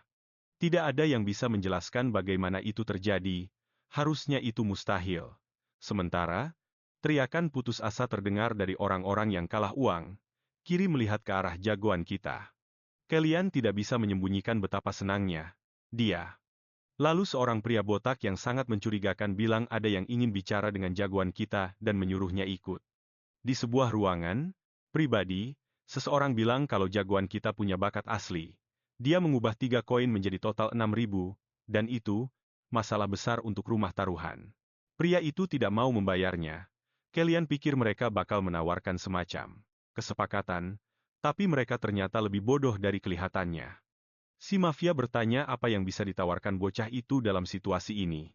Protagonis kita bilang kalau dia melepas tudung dari wajahnya, keadaan bakal menjadi sangat buruk buat mereka. Si mafia meragukan. Ancaman itu, sudah waktunya untuk merobek tudung itu dengan paksa, tapi salah satu tangan si mafia malah tertusuk dengan sadis. Itu membuat jagoan kita bertanya apa yang sebenarnya terjadi. Dia pikir dia sedang bicara dengan penjahat berbahaya. Saat itulah mereka sadar kalau mereka berurusan dengan seseorang yang benar-benar tidak waras. Yang membuat mereka lega, jagoan kita bilang dia tidak tertarik dengan uangnya. Dia lebih memilih membawa gladiator Kiri pulang. Tapi si mafia tidak senang soal itu karena budak itu sudah mulai menghasilkan uang. Tetap saja, dalam hitungan detik, dia sadar kalau dia tidak setuju, keadaannya bakal menjadi gawat. Dia mulai berpikir bakal lebih mudah untuk melihat apa yang bisa dilakukan bocah itu menggunakan anak buahnya. Dengan tebasan yang bahkan lebih merusak, sang protagonis memperjelas segalanya, sudah jelas siapa yang berkuasa di sana. Dia bilang dia bersedia mengambil koin-koin itu, bahkan nyawa orang itu kalau sampai dia dikhianati. Sudah waktunya si bos mafia itu buat mutusin. Setelah serangan aura tadi, jawabannya sudah jelas banget. Dia langsung nyuruh anak buahnya buat bawa Kiri ke ruangan itu sekarang juga. Tapi yang dia nggak tahu, itu semua cuma gertakan doang. Jagoan kita nggak bakal bisa ngulangin serangan itu lagi. Tubuhnya yang lemah nggak bakal kuat nahan bebannya. Tiba-tiba, salah satu preman bilang kalau ada masalah besar. Kiri nggak mau pergi kecuali adiknya ikut bareng dia. Si protagonis pun mulai ingat kelanjutan ceritanya. Kesatria andalannya itu pernah kehilangan sesuatu yang sangat berharga di tempat ini. Kalian pun mulai nunjukin kalau dia sudah nggak sabaran. Itu bikin si bos mafia gerak lebih cepat. Dia bilang semuanya bakal disiapin biar mereka bisa secepatnya pergi dari sana. Tapi jagoan kita malah ngulurin tangannya dengan nada mengancam. Dia minta uang masuknya dikembaliin, jumlah yang tadi dia bayar buat masuk ke sana. Begitu mereka balik lagi ke gang gelap, Kiri ngerasa agak khawatir. Kebetulan, adiknya itu ternyata gadis tunawicara yang tadi Mereka berterima kasih banget sama si protagonis atas bantuannya, tapi mereka masih bingung kenapa dia mau nolongin mereka. Kalian ngasih jubahnya ke gadis itu dan nyuruh mereka buat nggak usah curiga, karena dia sama sekali nggak punya niat jahat. Saat itulah wajahnya dikenali, wajah sang pangeran ketiga. Kiri langsung minta maaf karena sudah sempat curiga sama orang sepenting dia. Jagoan kita bilang ke dia supaya nggak usah nunduk kayak gitu, karena mereka nggak perlu ngelakuin itu di depannya. Kakak beradik itu punya darah elf. Mereka keturunan campuran dan hidup mereka memang sudah ditakdirkan buat menderita. Sambil ngambil kesempatan, jagoan kita bilang kalau nunjukin bahu kayak gitu adalah kesalahan yang sering banget dilakuin sama pemula dalam Anggar. Sekarang pertanyaannya, apa Kiri mau jadi seorang kesatria? Pemuda itu jawab kalau dia cuma pengen jadi sebuah pedang. Dia pengen ngelindungin semua yang dia sayangi, bukan jadi kesatria. Jagoan kita pun bilang kalau langkah pertamanya adalah bekerja sebagai tamengnya. Kalau dia memang mau terus jalan di jalur itu, dia harus nemuin si pangeran, dan dia pun ngasih sebuah pedang ke pemuda itu. Kiri masih nggak paham kenapa dia dikasih sesuatu yang sepenting itu. Sambil tersenyum, kalian bilang kalau dia memang butuh pedang yang bagus. Sudah saatnya bagi dia buat ngebalas semua yang pernah dia terima di kehidupan sebelumnya. Sementara itu, Alan lagi merhatiin kejadian-kejadian terbaru. Dia ngelihat gimana jagoan kita nyelamatin nyawa Baron itu. Sang pangeran sudah tahu kalau lampu gantungnya bakal jatuh. Jagoan kita pergi nemuin gurunya. Alan nanya apa dia habis kena masalah, soalnya ada bagian pakaiannya yang hilang. Pemuda itu bilang memang sempat terjadi sesuatu, tapi itu bukan perkelahian. Gurunya pun ngerti kalau itu pasti tugas yang sulit. Kalian ngaku kalau hari itu rasanya panjang banget. Dia sudah nemuin kesatrianya dan masang jebakan buat nyari tahu siapa yang sudah ngeracunin dia. Meski begitu, dia masih ngerasa cemas banget. Mungkin karena dia ngelakuin terlalu banyak hal dalam waktu yang singkat. Dengan bantuan sihir, Alan mulai nuangin teh. Jagoan kita bilang kalau akhirnya tempat ini kelihatan kayak kantor penyihir beneran. Gurunya nanya apa dia ngarepin sup misterius yang dibuat dari daging monster? Jujur aja, kalian ngarepin sesuatu yang lebih mengesankan. Ruangannya biasa banget, dan belati itu jadi pajangan yang aneh. Tapi si pangeran langsung sadar itu alat macam apa. Alan pun nanya apa pangeran tahu kenapa benda itu ada di sana. Cuma dengan satu gerakan jari yang simpel, belati itu mulai bergerak dan meluncur lurus ke arah jagoan kita. Sedikit darah netes ke lantai. Alan nyadar kalau meski tubuhnya lagi terluka, jagoan kita masih punya refleks yang bagus. Dia berhasil bertahan, tapi dia terlalu maksain diri. Benda itu ternyata alat sihir buatan Sepian. Alat itu bisa niru senjata rahasia lawan. Intinya, itu cuma sebuah peringatan. Jagoan kita pun sadar kalau serangan tadi cuma gertakan. Alan mastiin sendiri dengan matanya kalau selain jago main pedang, bocah ini juga bisa gunain aura. Dari pertama kali dia ketemu, dia yakin kalau pertemuan mereka itu aneh, tapi hal-hal yang lebih nggak masuk akal terus saja terjadi. Bocah ini sama sekali nggak mirip sama apa yang orang-orang tahu tentang dia. Pas dia tahu kalau dia selama ini diracunin, dia langsung marah besar. Setelah kejadian sama si Baron, sudah waktunya buat jujur sama gurunya. Alan pun gunain sihir penyembuh buat bocah itu. Gurunya mungkin sudah curiga soal identitas aslinya. Jadi, si protagonis pun ngaku kalau dia itu bukan kalian. Nama aslinya adalah Bern Secretia. Gue nggak nyangka dia bakal bongkar rahasia itu dan melanggar aturan nomor 1 dari setiap cerita regresi. Sekarang, mereka berdua ngobrol lebih jauh soal artefak yang namanya poros waktu. Sepertinya kalian yang asli memang beneran sudah nggak ada. Sang profesor percaya kalau si protagonis ini masih belum yakin. Dia masih ngerasa ada kehadiran orang lain di sana. Alan ingat pertama kali mereka ketemu. Jagoan kita bilang kalau dia pengen sesuatu yang lebih tinggi dari tahta kerajaan. Sekarang Alan pengen tahu apa itu.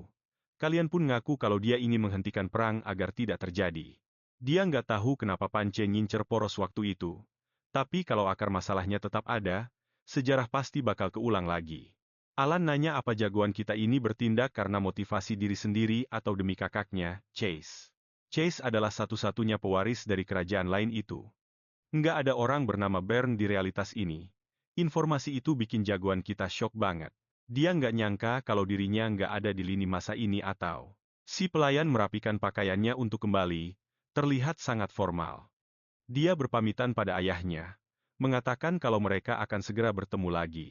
Meski begitu, bocah itu terperosok ke dalam krisis eksistensi yang aneh, dia yakin ada sesuatu yang salah. Mungkin ini karena kekuatan artefak itu. Sekarang, dia mencoba memahami kenapa dia bisa berada di dalam tubuh ini. Dia merasakan kehadiran Calian yang lama perlahan-lahan menghilang. Jagoan kita ini bahkan bertanya-tanya, apa ada orang lain yang masuk ke tubuh yang dulunya milik Bern? Dia sampai pada kesimpulan kalau tidak mungkin ada dua versi dirinya di tempat yang sama. Jadi, dia pasti sudah mengambil alih tubuh Calian yang asli. Gurunya bilang kalau Chase sudah bersiap-siap untuk naik tahta. Masa depan realitas ini sedang berubah. Bukan saatnya bagi Pangeran Ketiga Kailus untuk mencemaskan hal-hal seperti itu sekarang. Chase bakal menjalani kisahnya sendiri. Bern sadar kalau dia tidak boleh lagi terikat pada masa lalu. Dia paham kekhawatiran gurunya, tapi dia bakal mempertegas satu hal, ketakutan sang guru tidak akan jadi kenyataan. Karena saat dia terbangun di negeri itu, dia sudah benar-benar membuang segala hal yang menjadikannya Bern. Kata-kata itu sangat berat sampai-sampai membuat Alan tertegun. Sekarang si tokoh utama bertanya apakah gurunya baik-baik saja. Setelah mendengar semua itu, Alan, meski merasa bingung, masih tetap tidak mengerti apa yang dicemaskan muridnya itu. Sedari awal, dia sudah menjalin aliansi dengan satu orang saja, yaitu jagoan kita. Di luar, Calian bertanya apakah gurunya sudah tahu soal poros waktu. Dari reaksinya, sepertinya sang guru tahu sesuatu. Alan bilang ada sesuatu yang terjadi tahun lalu. Chase pernah menanyakan hal yang sama padanya. Yang dia tahu hanyalah artefak itu bukan buatan manusia. Dan 1 bulan lalu, dia baru tahu kalau benda itu sudah menghilang dari kerajaan. Ini kemungkinan besar terjadi di hari jagoan kita beregresi. Informasi itu membuat Calian sedikit takut. Dia tidak tahu kenapa artefak itu bisa lenyap, tapi itu bukan pertanyaan yang bisa dijawab sekarang. Tapi, ada seseorang yang mungkin punya jawabannya. Seseorang yang akan segera ditemui oleh sang pangeran. Alan menunjuk ke patung Sispani, dan jagoan kita sadar kalau upacara kedewasaannya bakal segera tiba. Roselita adalah nama acara saat anggota keluarga kerajaan harus menemukan sarang kosong milik Sispani. Di dalamnya, mereka harus berbicara dengan wasiat Sispani. Tapi untuk melakukan itu, kamu harus bisa sampai ke sana hidup-hidup. Ini artinya dia harus cari tahu, siapa yang mencoba meracuninya. Calian yakin hal ini saja seharusnya sudah bisa membuat seseorang tertangkap. Kembali ke kamarnya, dia pergi memeriksa tanaman itu. Meskipun si pelayan merasa cemas, semuanya berjalan tepat seperti yang direncanakan. Sekarang saatnya mencari sesuatu yang keren banget. Sambil menuju teras, si pelayan bertanya-tanya kenapa mereka harus keluar ke sana. Di luar sana dingin sekali. Bunga yang dia terima sebagai hadiah itu sangat istimewa. Saat layu, serbuk sarinya akan menyebar lewat udara. Sangat sedikit orang yang tahu soal sifat bunga itu. Tehnya pun dituang di tempat yang bisa dilihat semua orang. Calian memperhatikan reaksi semua orang dengan saksama. Itu adalah racun yang mematikan. Hampir tidak ada orang yang bisa selamat darinya. Tanaman itu seharusnya sudah mati. Tapi ternyata, dia tampak sangat sehat, seolah-olah ada seseorang yang sudah menukar sampelnya. Akhirnya, si pelayan mengerti apa yang terjadi. Serbuk sari dari tanaman itu sedang melayang di udara. Jejak yang tertinggal menunjukkan di mana tanaman itu mungkin disembunyikan, dan itu bakal menuntun si tokoh utama langsung ke pelakunya. Jejak itu mengarah ke istana Hesia, tempat ratu kerajaan itu tinggal. Si tokoh utama menatap hujan yang turun. Si pelayan mendekat perlahan. Bocah itu bertanya apakah dia sudah beristirahat dengan baik, sambil terlihat sangat sehat. Hal itu membuat si pelayan tertegun. Dia tidak terbiasa disapa seperti itu di pagi hari. Bocah itu bilang dia bangun pagi-pagi sekali. Hal itu benar-benar tidak pernah didengar oleh si pelayan, dan si bocah terus mengawasi tehnya. Sambil minum, dia menyadari rasanya berbeda dari biasanya. Silis sudah menambah dosis racunnya. Si bocah bertanya apakah ada acara dengan para bangsawan minggu itu. Pelayannya memberitahu kalau akan ada konferensi dan perjamuan. Itu bakal jadi hari yang sempurna buat berhenti meminum racun itu. Si tokoh utama langsung meminum penawarnya tepat setelah minum teh, yang membuat si pelayan penasaran. Dia bertanya itu apa, dan si bocah bilang itu cuma vitamin. Setelah apa yang terjadi di acara pengenalan kuda, Planche berhenti datang ke sarapan. Baguslah, itu menyingkirkan hambatan dari jadwalnya. Memanfaatkan keberadaan kakaknya yang kedua di sana, Calian bilang kalau bunga-bunga akan segera mekar. Keheningan yang mencekam menyelimuti mereka, dan bocah berambut pirang itu memutuskan untuk pergi. Lalu si pelayan bertanya kenapa si bocah mengungkit hal itu. Calian bilang dia sempat melihat mawar saat sedang berjalan, dan itu mengingatkannya kalau Randall dulu sering menanam mawar. Tidak ada maksud tersembunyi di baliknya. Sore harinya, si tokoh utama berlatih sedikit lagi. Kondisi fisiknya terus memburuk, dan dia yakin kalau dia berhenti berlatih, tubuhnya bakal hancur lebih cepat lagi. Dia masih tidak tahu bagaimana caranya gurunya bisa muncul di sana. Tapi sang guru bilang kalau dia sudah bicara dengan raja. Hal itu membuat si bocah berkata bahwa dia punya dua pertanyaan. Dia butuh identitas dari dua orang. Tidak ada yang sulit bagi gurunya. Permintaan kedua adalah untuk menyelidiki beberapa bangsawan yang mungkin terlibat dalam hal ini, terutama keluarga Brisen. Gurunya sudah menduga hal ini. Itu juga tidak sulit, tapi si bocah ini kesannya malah memberikan banyak perintah kepada gurunya sendiri. Kalian bilang kalau racunnya sekarang jauh lebih pekat. Dia benar-benar sudah menemukan siapa pelakunya. Bahkan sang guru pun sudah curiga siapa orangnya. Pasti sulit untuk menyembunyikan hal semacam itu dari seorang penyihir agung.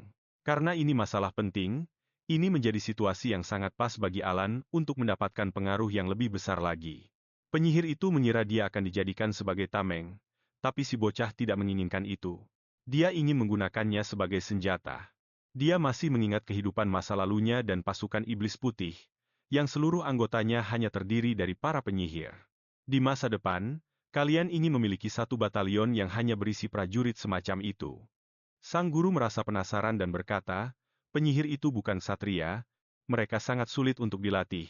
Namun si tokoh utama bersikeras bahwa itu mungkin saja, yang membuat gurunya tenggelam dalam pikirannya. Roma sempat diabaikan saat memiliki ide itu karena orang-orang menganggapnya mustahil. Namun, dia berhasil membuktikannya. Tetap saja, dia mati tak lama kemudian dalam kondisi yang sangat mencurigakan. Korporasi penyihir itu benar-benar menjadi kekuatan militer yang digunakan sesuai rencana. Semuanya akan berbeda sekarang karena keluarga Brisen tidak akan bisa lagi menghalangi jalan si bocah itu. Dia ingin menggunakan teh beracun itu untuk bernegosiasi dengan Ratu Sisia. Alan ingin tahu bagaimana hal itu akan dipraktikkan nantinya. Si bocah hanya bisa mengatakan bahwa semuanya akan segera terjadi. Jawabannya sangat samar dan itu membuat sang guru merasa gelisah. Sambil mengeluarkan sesuatu yang tersembunyi dari lengan bajunya, si bocah berkata bahwa benda itu harus digunakan saat sang ratu melakukan kesalahan. Saat itulah negosiasi akan dimulai. Para pelayan yang menyusup menaikkan dosis racunnya, namun sang ratu masih saja tetap murka. Dia sudah mendengar terlalu banyak rumor, dan itu semua membuatnya sangat jengkel. Tiba-tiba seseorang mendekati mereka berdua. Ternyata itu adalah putra sang ratu, yang sebenarnya hanyalah alat di tangannya. Dia datang untuk memberitahu ibunya, agar tidak perlu khawatir soal itu. Tapi sang ratu malah membalas kalau putranya tidak becus memutuskan apapun. Meski begitu, sang ratu terus menderita. Franz pun pergi dengan perasaan tidak berguna. Sang ratu menganggap putranya sendiri lemah, dan dia akan membukakan jalan baginya agar bisa menjadi raja di masa depan. Pada hari perayaan di istana, Kiri memperhatikan bahwa kakaknya bangun dengan suasana hati yang sangat baik. Dia juga sangat bersemangat tentang apa yang akan terjadi.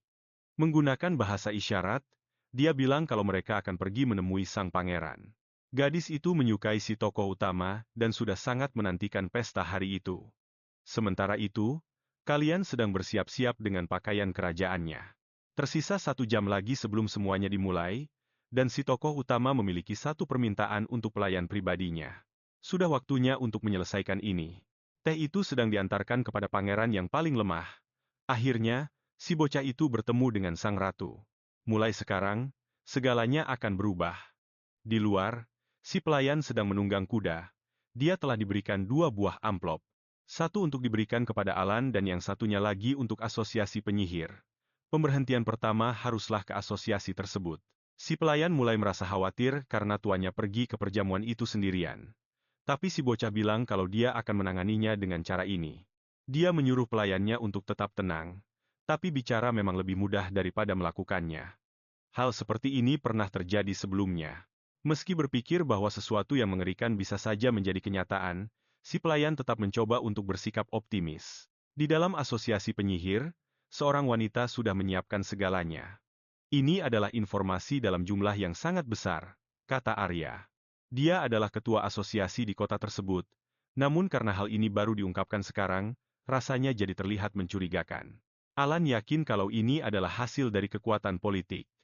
Semakin penasaran, Arya ingin tahu bagaimana sang pangeran akan menggunakan data-data tersebut. Tepat saat itu, si pelayan sampai di asosiasi. Begitu dia melihat Alan ada di sana, dia sadar bahwa tugasnya menjadi jauh lebih mudah. Dia akhirnya menyerahkan surat-surat yang telah ditulis oleh si bocah. Alan sendiri sudah bersiap-siap untuk pergi, langsung menuju ke tempat perjamuan. Si pelayan bilang kalau Alan tidak bisa masuk tanpa adanya undangan. Di saat itulah sang penyihir berkata bahwa si tokoh utama sedang dalam bahaya. Dia mungkin tidak akan selamat sampai besok. Di dalam surat itu, kalian menulis bahwa dia akan melakukan kesepakatan dengan sang ratu. Dia akan mempertaruhkan nyawanya sendiri. Jika terjadi kesalahan, Alan harus membereskannya. Tepat 1 jam sebelumnya, negosiasi dimulai. Kalian bicara pada sang ratu. Kalian mengatakan kepada sang ratu bahwa mereka harus jujur satu sama lain. Ratu setuju, namun dia tidak percaya bahwa akan ada yang berubah. Menghadapi rasa percaya dirinya yang berlebihan, kalian menyuruhnya untuk menjaga sikap. Mengira si bocah hanya ingin berdebat, sang ratu pun berdiri. Dengan rasa kecewa, dia tadinya mengira akan mendapatkan hiburan selama beberapa menit. Sebelum dia pergi, kalian berkata bahwa dia tahu soal teh beracun itu. Dia meminta agar teh itu berhenti disajikan, dan menyebutnya menjijikan.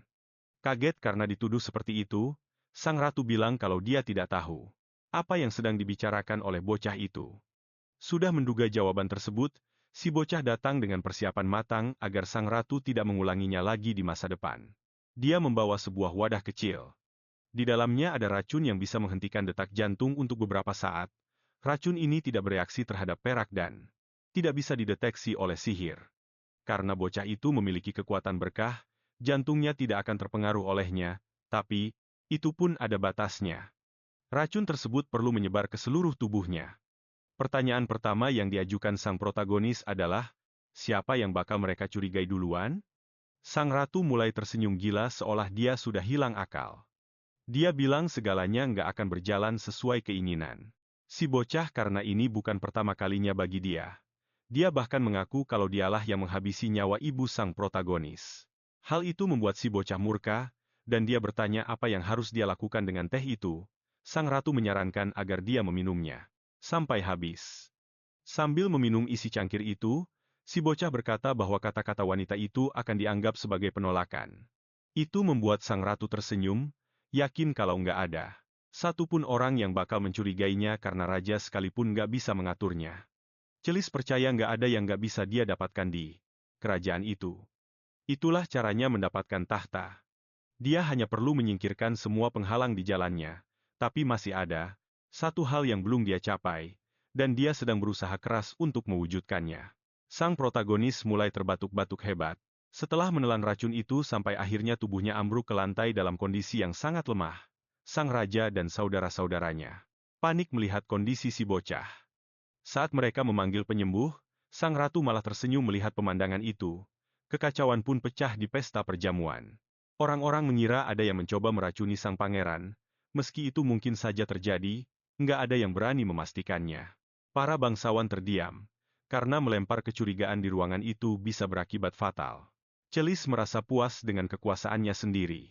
Nggak ada yang berani bilang kalau dia bersalah. Sang raja bergegas menghampiri si bocah dengan putus asa. Sambil mendekapnya, dia memohon agar si bocah tetap sadar. Si bocah mencoba bicara dengan susah payah. Hal itu membuat sang raja teringat pada mendiang istrinya dan janji terakhir yang dia buat, kalau dia akan menjaga putra mereka. Sebuah kenangan yang gak pernah dia lupakan. Celis, terlepas dari semua keributan itu, mengumumkan kalau dia akan kembali ke istananya sendiri. Dengan murka, sang raja bertanya apakah dia terlibat, meneriakkan namanya dengan sangat keras, hingga semua orang mendengarnya. Semua orang di pesta itu langsung bungkam. Sang ratu nggak percaya ini terjadi. Sekarang para bangsawan benar-benar mulai curiga bahwa ada sesuatu yang telah terjadi. Sambil menyembunyikan wajah di balik kipasnya, dia bilang nggak mengerti dengan tuduhan itu dan mengklaim kalau si bocah memang selalu sakit-sakitan. Hal itu malah membuat raja makin marah karena itulah kata-kata tepat yang dia ucapkan saat sang ratu sebelumnya meninggal. Saat dia mengumpulkan semua ksatria kerajaan, adegan yang sama terulang kembali bertahun-tahun kemudian. Celis memanfaatkan fakta kalau sang protagonis memang anak yang sangat penyakitan.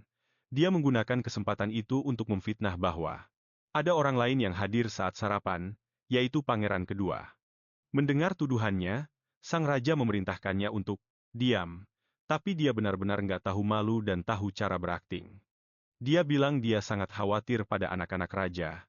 Dia mengatakannya seolah-olah dia adalah sosok ibu bagi si bocah, yang membuat sang raja makin muak. Lalu seseorang yang gak terduga angkat bicara. Franz bilang, adiknya baik-baik saja, dan dia nggak pernah merasa ada yang salah dengan kesehatan adiknya itu. Dia bahkan ingat kalau sang protagonis sering bilang pada mereka kalau dia nggak apa-apa. Akhirnya, pendeta datang untuk memeriksa si bocah. Setelah dipermalukan oleh putranya sendiri, Celis meninggalkan pesta. Menggunakan sihir penyembuh, pendeta mencoba melakukan sesuatu, tapi sesuatu yang nggak terduga terjadi. Muncul sebuah penghalang sihir buatan guru si bocah. Sepertinya dia datang di saat yang sangat genting malam itu. Menurut Alan, hal itu justru bisa membunuh si bocah. Sang raja makin ketakutan karena putranya butuh perawatan darurat. Lalu mereka diberitahu kalau si bocah punya lingkaran sihir di jantungnya yang menyatu dengan kekuatan suci. Dia akan mati tanpa ada pilihan lain untuk selamat. Raja menjadi semakin putus asa. Alan bilang penyembuh dengan kekuatan alam mungkin bisa melakukannya, tapi dengan sihir biasa saja, itu mustahil. Bahkan guru si bocah teringat masa lalu. Putranya sendiri pernah terkena hal yang serupa. Kejadian itu terulang kembali padanya. Muridnya terancam kehilangan nyawa dalam waktu dekat. Ekspresi di wajah bocah itu sama seperti wajah putranya dulu. Alan gak menyangka bakal butuh mantra itu untuk kedua kalinya, sebuah mantra yang membuat targetnya gak merasakan sakit sama sekali. Obtundant adalah nama dari sihir hitam tersebut. Di luar kota, pamflet-pamflet mulai berjatuhan dari langit. Kebenaran tentang keluarga Brisen dan 37 orang yang mereka bunuh. Hal itu memicu kemarahan besar. Rakyat sekarang menuntut balas atas apa yang dilakukan sang ratu pada si bocah. Rumor itu membakar emosi seluruh penduduk. Alan, yang sekarang bicara dengan raja, bilang kalau korporasi penyihir harus segera dibentuk. Mereka harus memanfaatkan situasi ini, di mana sang ratu adalah pihak yang bersalah. Dan secara kebetulan, dia memang sudah terpikir untuk mendirikan korporasi penyihir tersebut. Celis, yang menunggu untuk bicara dengan si bocah, nggak tahu kapan mereka menyiapkan rencana seperti itu. Yang mengejutkan, sang protagonis ternyata baik-baik saja. Bahkan setelah menghabiskan waktu 1 minggu di ambang kematian, dia memang masih lemah. Tapi dia memaksakan diri sekuat mungkin untuk menunjukkan kekuatan. Bukan kelemahan. Karena suatu alasan aneh, mereka bernegosiasi lagi. Si bocah bilang batas waktunya sudah habis. Setelah 1 minggu, situasinya sudah berbeda. Dan faktanya, sang ratu jadi lebih mau mendengar dan menerima usulan. Sekarang, kalian memberikan senyum mengejek, sambil bilang kalau Celis sudah melupakan sesuatu yang penting. Izin darinya sudah nggak berguna lagi sekarang. Dengan penuh amarah, Celis nanya apa maunya dia. Dia minta Satria Pel, sudah waktunya nyingkirin kekuatan militer itu. Hal itu bikin sang ratu ketakutan karena ksatria itu aset terbesarnya. Biar urusannya lanjut, Celis harus ngerelain pengawal pribadinya. Dia manggil pelayannya, Siegfried Junior, yang datang bawa beberapa dokumen. Itu adalah kontrak yang ngejamin omongan sang ratu. Salah satu poinnya nyebutin kalau dia bakal mati kalau ngelanggar kontrak itu. Lewat sihir, jantung siapapun yang gak patuh bakal hancur berkeping-keping. Pangeran kedua balik lagi ngurusin mawar-mawarnya, dan dia tahu kalau sang ratu pergi nemuin kalian. Ini kejadian pas banget setelah dia bangun. Sebelum kalian pingsan, tatapannya sempat ketemu sama kakaknya sekali lagi. Jagoan kita sempat bilang kalau bunganya bakal mekar, tanda kalau semua ini emang udah direncanain. Sekarang dia tahu apa yang sebenarnya mekar. Pangeran kedua lagi mikir buat kerja sama. Bahkan Franz pun sadar kalau jagoan kita sudah pulih, segalanya berubah dengan cepat. Celis nggak mau ngelakuin sumpah sihir itu. Tapi bagi kalian, satu-satunya cara buat negosiasi adalah dengan konsekuensi yang nyata. Dia cuma nunggu Celis setuju. Setelah mikir panjang sambil emosi, Celis ngambil pena buat nanda tanganin kontraknya. Sihirnya langsung menyebar ke seluruh tubuhnya, tanda kalau kontraknya sudah sah. Bagi protagonis kita, ini benar-benar sempurna. Ini situasi yang pas banget sebelum dia pergi. Kalian ngaku kalau dia nggak pernah punya hubungan yang baik sama saudara-saudaranya, katanya.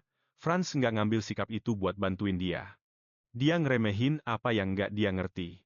Kalau dia ngomong sesuatu yang lebih provokatif lagi, pedang raja pasti bakal langsung nebas kepalanya tanpa ragu. Setelah suasana hening yang lama, akhirnya Celis pergi juga. Alan langsung pergi nemuin muridnya yang sudah bangun, apalagi setelah dengar kalau Ratu tadi ke sana. Nggak butuh waktu lama buat dia sadar kalau kalian kelaparan, dia lahap banget makan beberapa buah pisang. Jagoan kita bilang dia sudah ngelakuin bagiannya. Dia seneng banget. Alan bilang mereka lagi beruntung. Kakak beradik setengah elf itu muncul di waktu yang benar-benar pas. Gadis itu pakai kekuatan alam buat nyembuhin. Kalian benar-benar nekat ambil risiko besar, dan dia sendiri pun setuju. Dia setuju karena dia nggak tahu potensi Hina yang sebenarnya.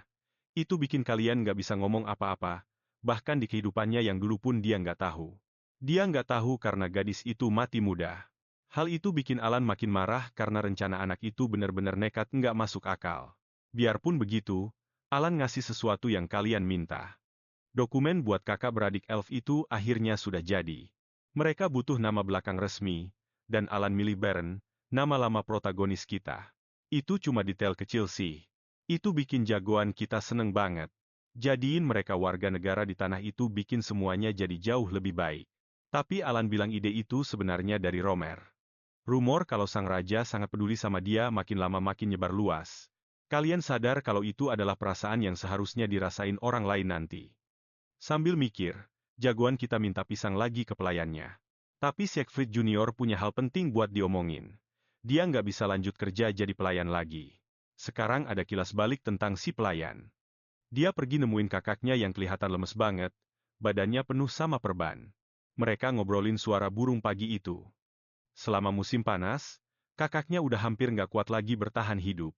Dia minta Siegfried Junior buat mainin biola buat dia nanti. Si pelayan nggak sengaja dengar orang dewasa ngobrol. Kondisi kakaknya makin parah.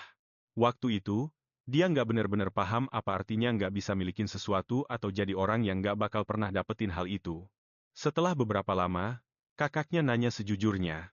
Dia nanya apa dia bakal mati gara-gara penyakit itu. Terus terjadilah kebakaran di sana. Mereka harus buru-buru evakuasi. Itu semua gara-gara kakaknya si pelayan. Itu adalah caranya buat ninggalin dunia yang penuh penderitaan ini. Musim dingin lewat dan akhirnya musim panas balik lagi bareng suara burung-burung yang nyanyi, tapi semuanya nggak sama lagi. Siegfried nggak tega lihat anaknya mengurung diri, jadi dia maksa anaknya keluar kamar. Saat itulah si pelayan ngelihat seorang anak kecil di alun-alun. Itu adalah pangeran ketiga negara itu, protagonis kita. Hari itulah si pelayan mutusin buat jadi pelayan. Dia ceritain semuanya ke jagoan kita, padahal dia adalah orang terdekatnya. Dia nggak tahu apa-apa soal apa yang terjadi sama protagonis kita. Parahnya lagi, tangannya lah yang nganterin racun itu. Dia ngerasa berdosa banget karena dia nggak tahu apa-apa. Kalian hampir aja mati. Dia nggak mau hal itu kejadian lagi. Ngelihat pelayannya yang lagi termenung, dia tahu ikatan mereka makin kuat dari sebelumnya. Tiba-tiba, kalian teriak buat narik perhatiannya. Pertama, dia nyuruh si pelayan buat nyebutin siapa yang lagi dia lihat sekarang. Itu adalah sang protagonis. Dan itu bukti kalau dia nggak bakal mati. Pelayan itu selalu ada di sisinya selama ini. Sekarang bukan waktunya kalian kehilangan pelayan setianya. Karena berkat bantuannya, dia bisa ngelewatin semua penderitaan ini. Ada satu hal yang jagoan kita yakini. Dia tahu dia bisa percayain apapun sama pelayannya itu. Siegfried Junior nangis sesenggukan kayak anak kecil.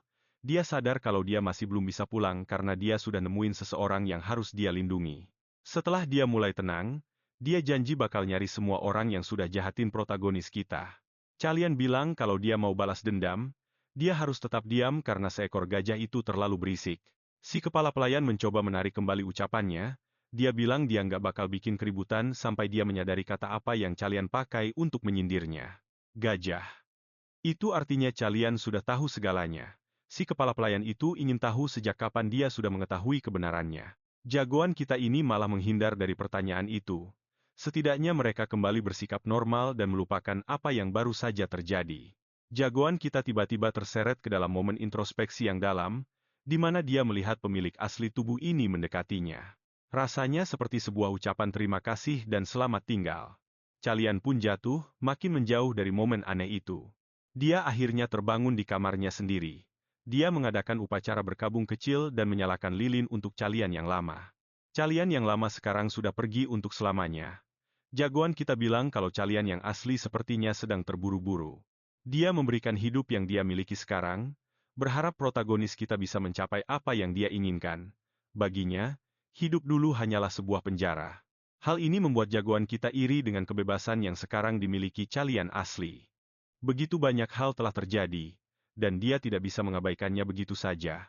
Protagonis kita memutuskan untuk menjalani kehidupan keduanya ini dengan maksimal. Para ksatria Siegfried pun akhirnya dibubarkan. Mereka kembali ke wilayah Brisen, dan pengumuman tentang serikat penyihir baru saja disebarkan. Setelah 3 bulan, para pelayan menyimpulkan kalau mereka perlu memanggil penjahit karena jagoan kita sudah tumbuh makin tinggi.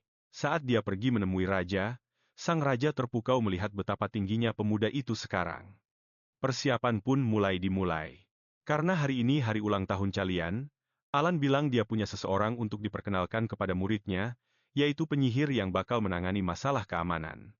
Arsen memperkenalkan dirinya dan bilang kalau dia merasa terhormat mendapatkan tanggung jawab itu. Kehadirannya membuat kalian bereaksi. Raja bilang kalau dia adalah penyihir yang hebat dari serikat tersebut karena dia sangat berbakat.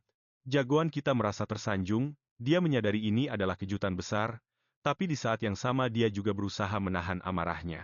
Serikat penyihir sudah hampir siap untuk didirikan. Secara teknis, mereka masih membutuhkan sebuah nama. Masih banyak penyesuaian yang harus dilakukan.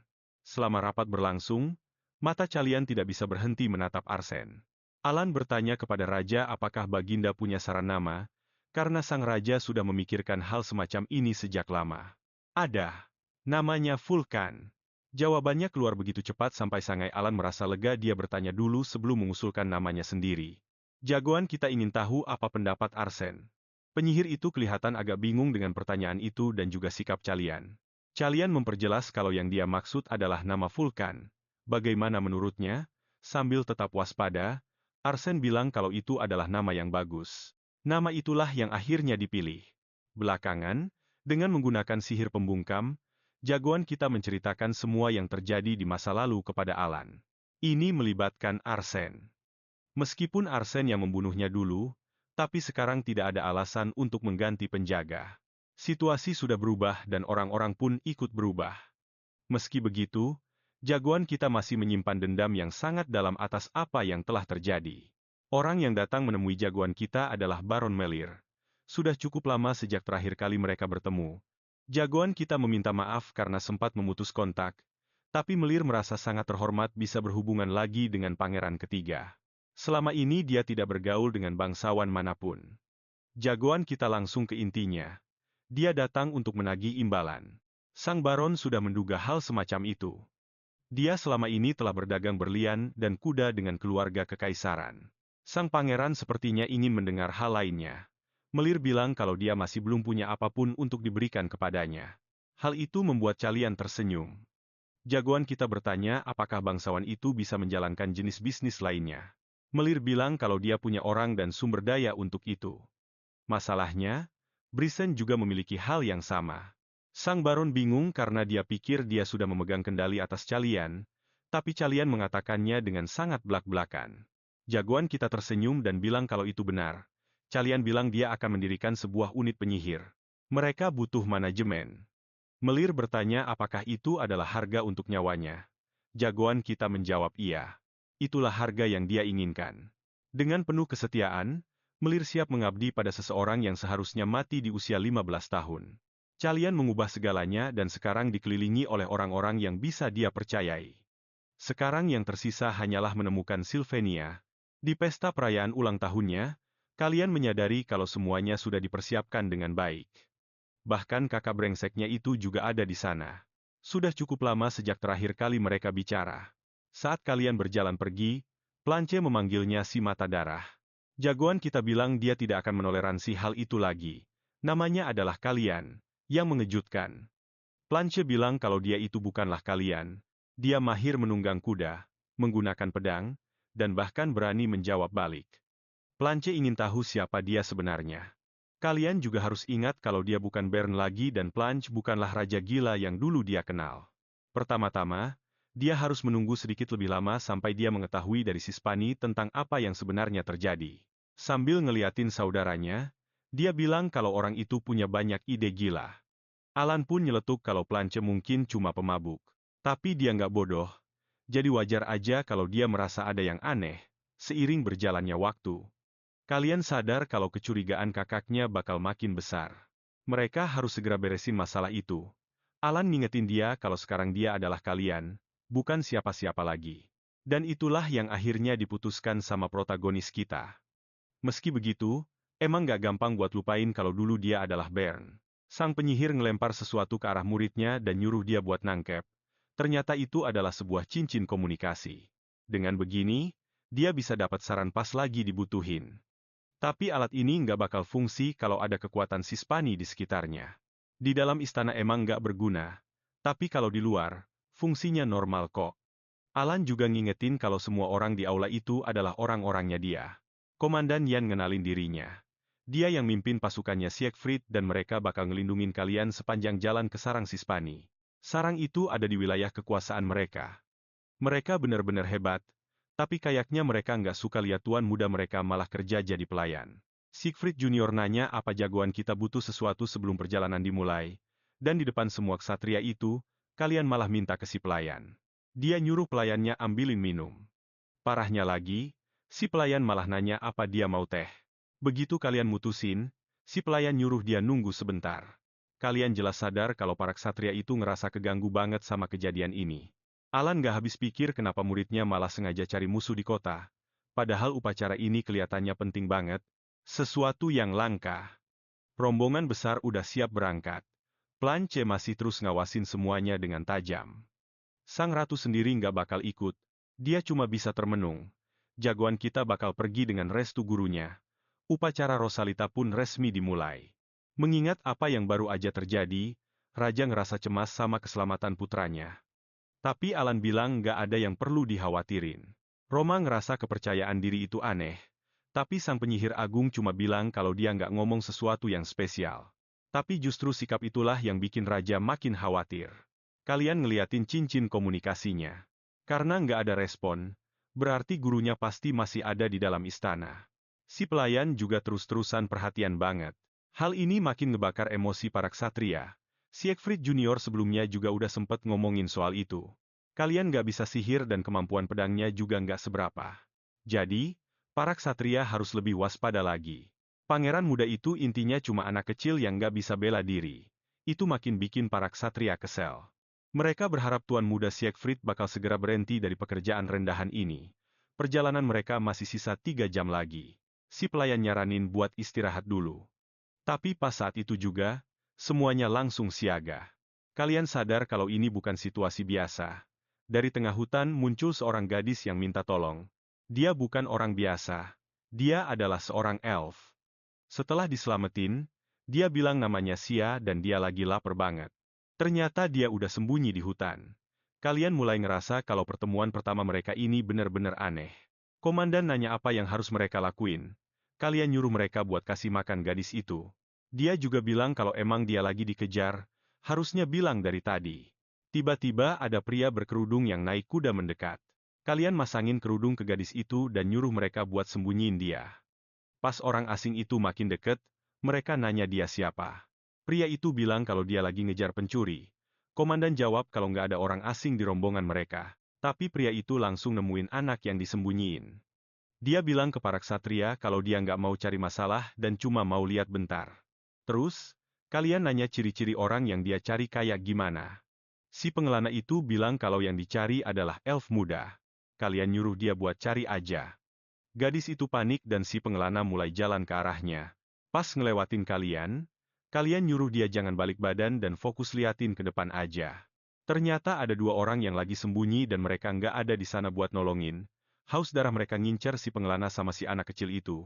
Begitu dia mastiin di mana lokasinya, anak panah langsung ditembakin. Si pengelana nengok ke belakang dengan putus asa, dan panah-panah itu udah melesat. Tapi semuanya berhasil dihentiin di udara sama jagoan kita, karena dia emang udah ngingetin si pengelana buat nggak nengok ke belakang. Serangan mendadak itu bikin semua ksatria masuk ke mode tempur. Arsen masang penghalang pelindung di sekitar jagoan kita, setidaknya dia berguna buat hal kayak gitu, meskipun kalian nggak begitu suka sama dia.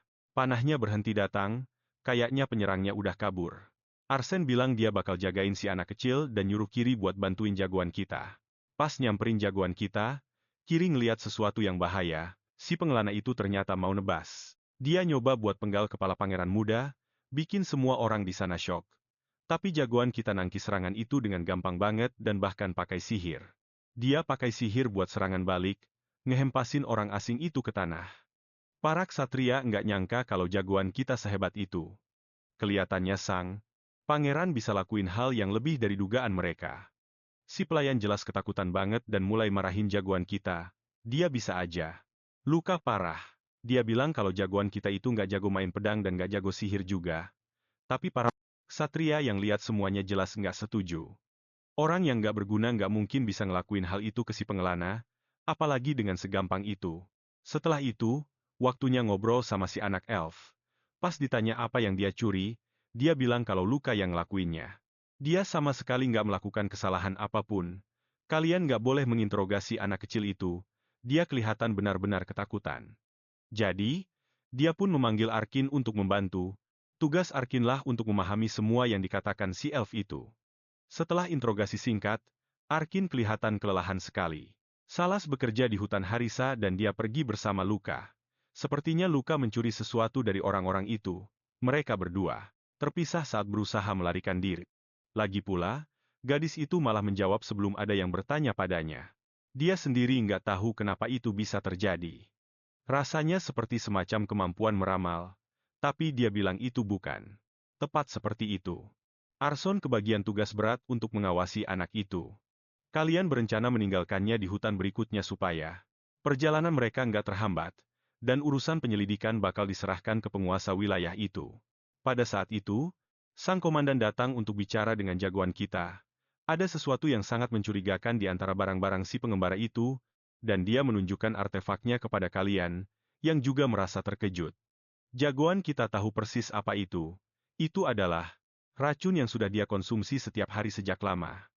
Sekarang, dia mau menginterogasi pengembara itu secara langsung. Setelah dikurung, si pengembara bilang awalnya dia pikir protagonis kita cuma bangsawan muda biasa, tapi ternyata dia salah besar. Kalian menjawab kalau dirinya jauh lebih istimewa daripada yang dibayangkan. Sambil menunjukkan sampel kecil racun itu, jagoan kita bilang kalau dia nggak akan memaksa untuk dijawab. Dia cuma mau kebenaran. Dia bertanya apa si pengembara tahu benda apa itu. Si pengembara bilang kalau mereka semua punya sedikit racun itu. Dia pikir itu benda berguna, jadi dia ikut mencurinya. Jagoan kita bertanya apa yang sebenarnya dicari orang-orang itu. Si pengembara bilang dia nggak yakin karena mereka semua pakai topeng. Hal itu membuat kalian berpikir keras. Sepertinya si pengembara nggak bohong atau berusaha melindungi siapapun. Tapi kalau jagoan kita berhasil tahu, apa masalahnya? Dia mungkin bisa membantu pria ini karena dia adalah putra kesayangan dari keluarga yang sangat berpengaruh. Si pengembara bilang istrinya ada di desa Hansen dan orang-orang itu tahu di mana dia berada. Kalian berjanji akan melindunginya. Apapun yang terjadi. Dia juga tahu kalau orang-orang itu menjatuhkan batu marmer kecil seukuran kuku jari. Dia juga dengar kalau batu itu harus diperiksa oleh seorang pendeta. Kalian berpikir itu mungkin relik yang digunakan oleh para pendeta Tensil, dan Tensil memang sedang mencari relik-relik suci. Jadi kalau mereka kehilangan sesuatu yang berharga, mereka pasti panik. Sekarang, pertanyaannya adalah kenapa mereka punya racun itu? Racun itu biasa dipakai oleh agen rahasia sekretaria supaya identitas mereka nggak terbongkar kalau tertangkap. Si pengembara juga bilang dia sempat dengar nama pemimpin mereka, Blue Nightingale. Kedengarannya seperti nama Sandy, dan itu mengejutkan protagonis kita karena nama burung itu berkaitan dengan ayahnya dan berada di suatu tempat di dekat sini. Hujan deras mulai mengguyur dan menghalangi langkah protagonis kita. Jadi dia terpaksa berhenti di wilayah Latlan, tempat yang sebenarnya enggak dia sukai. Penguasa tempat itu sudah mabuk dan senang karena protagonis kita menginap di sana. Count Hale yakin, ini adalah berkah dari langit yang memaksanya untuk melayani sang pangeran ketiga. Sebelumnya, sang pelayan bertanya apa jagoan kita ingat pada Count Hale. Dia pernah mengirimkan hadiah untuk jagoan kita dulu, tapi hadiah itu dikembalikan. Dulu dia mendukung pangeran, Randall lalu pindah dukungan ke Blanche. Jagoan kita melihatnya sebagai orang yang cuma mau panjat sosial. Hale bilang dia bahkan nggak bisa tidur setelah dengar rumor kalau jagoan kita ada di daerah ini. Bahkan pelayan Count sendiri kelihatan malu melihat tingkah tuannya. Arson terpaksa menginterupsi pertemuan itu karena ada sesuatu yang harus dia sampaikan ke protagonis kita. Dengan pelan, dia bilang kalau mereka sudah menangkap burung pembawa pesan. Jagoan kita tahu mereka pasti mencoba menghubungi Blue Nightingale, tapi hujan mengacaukan semuanya. Hale menawari si penyihir minuman, tapi ditolak. Kalian bertanya apa ada pendeta Tensil di sana. Hale gugup, sampai menjatuhkan botol anggurnya. Dia marah besar dan bilang kalau para pendeta itu sombong banget dan mengklaim kalau tanah itu sudah hancur. Dia makin emosi dan jagoan kita sadar nggak ada gunanya bicara baik-baik.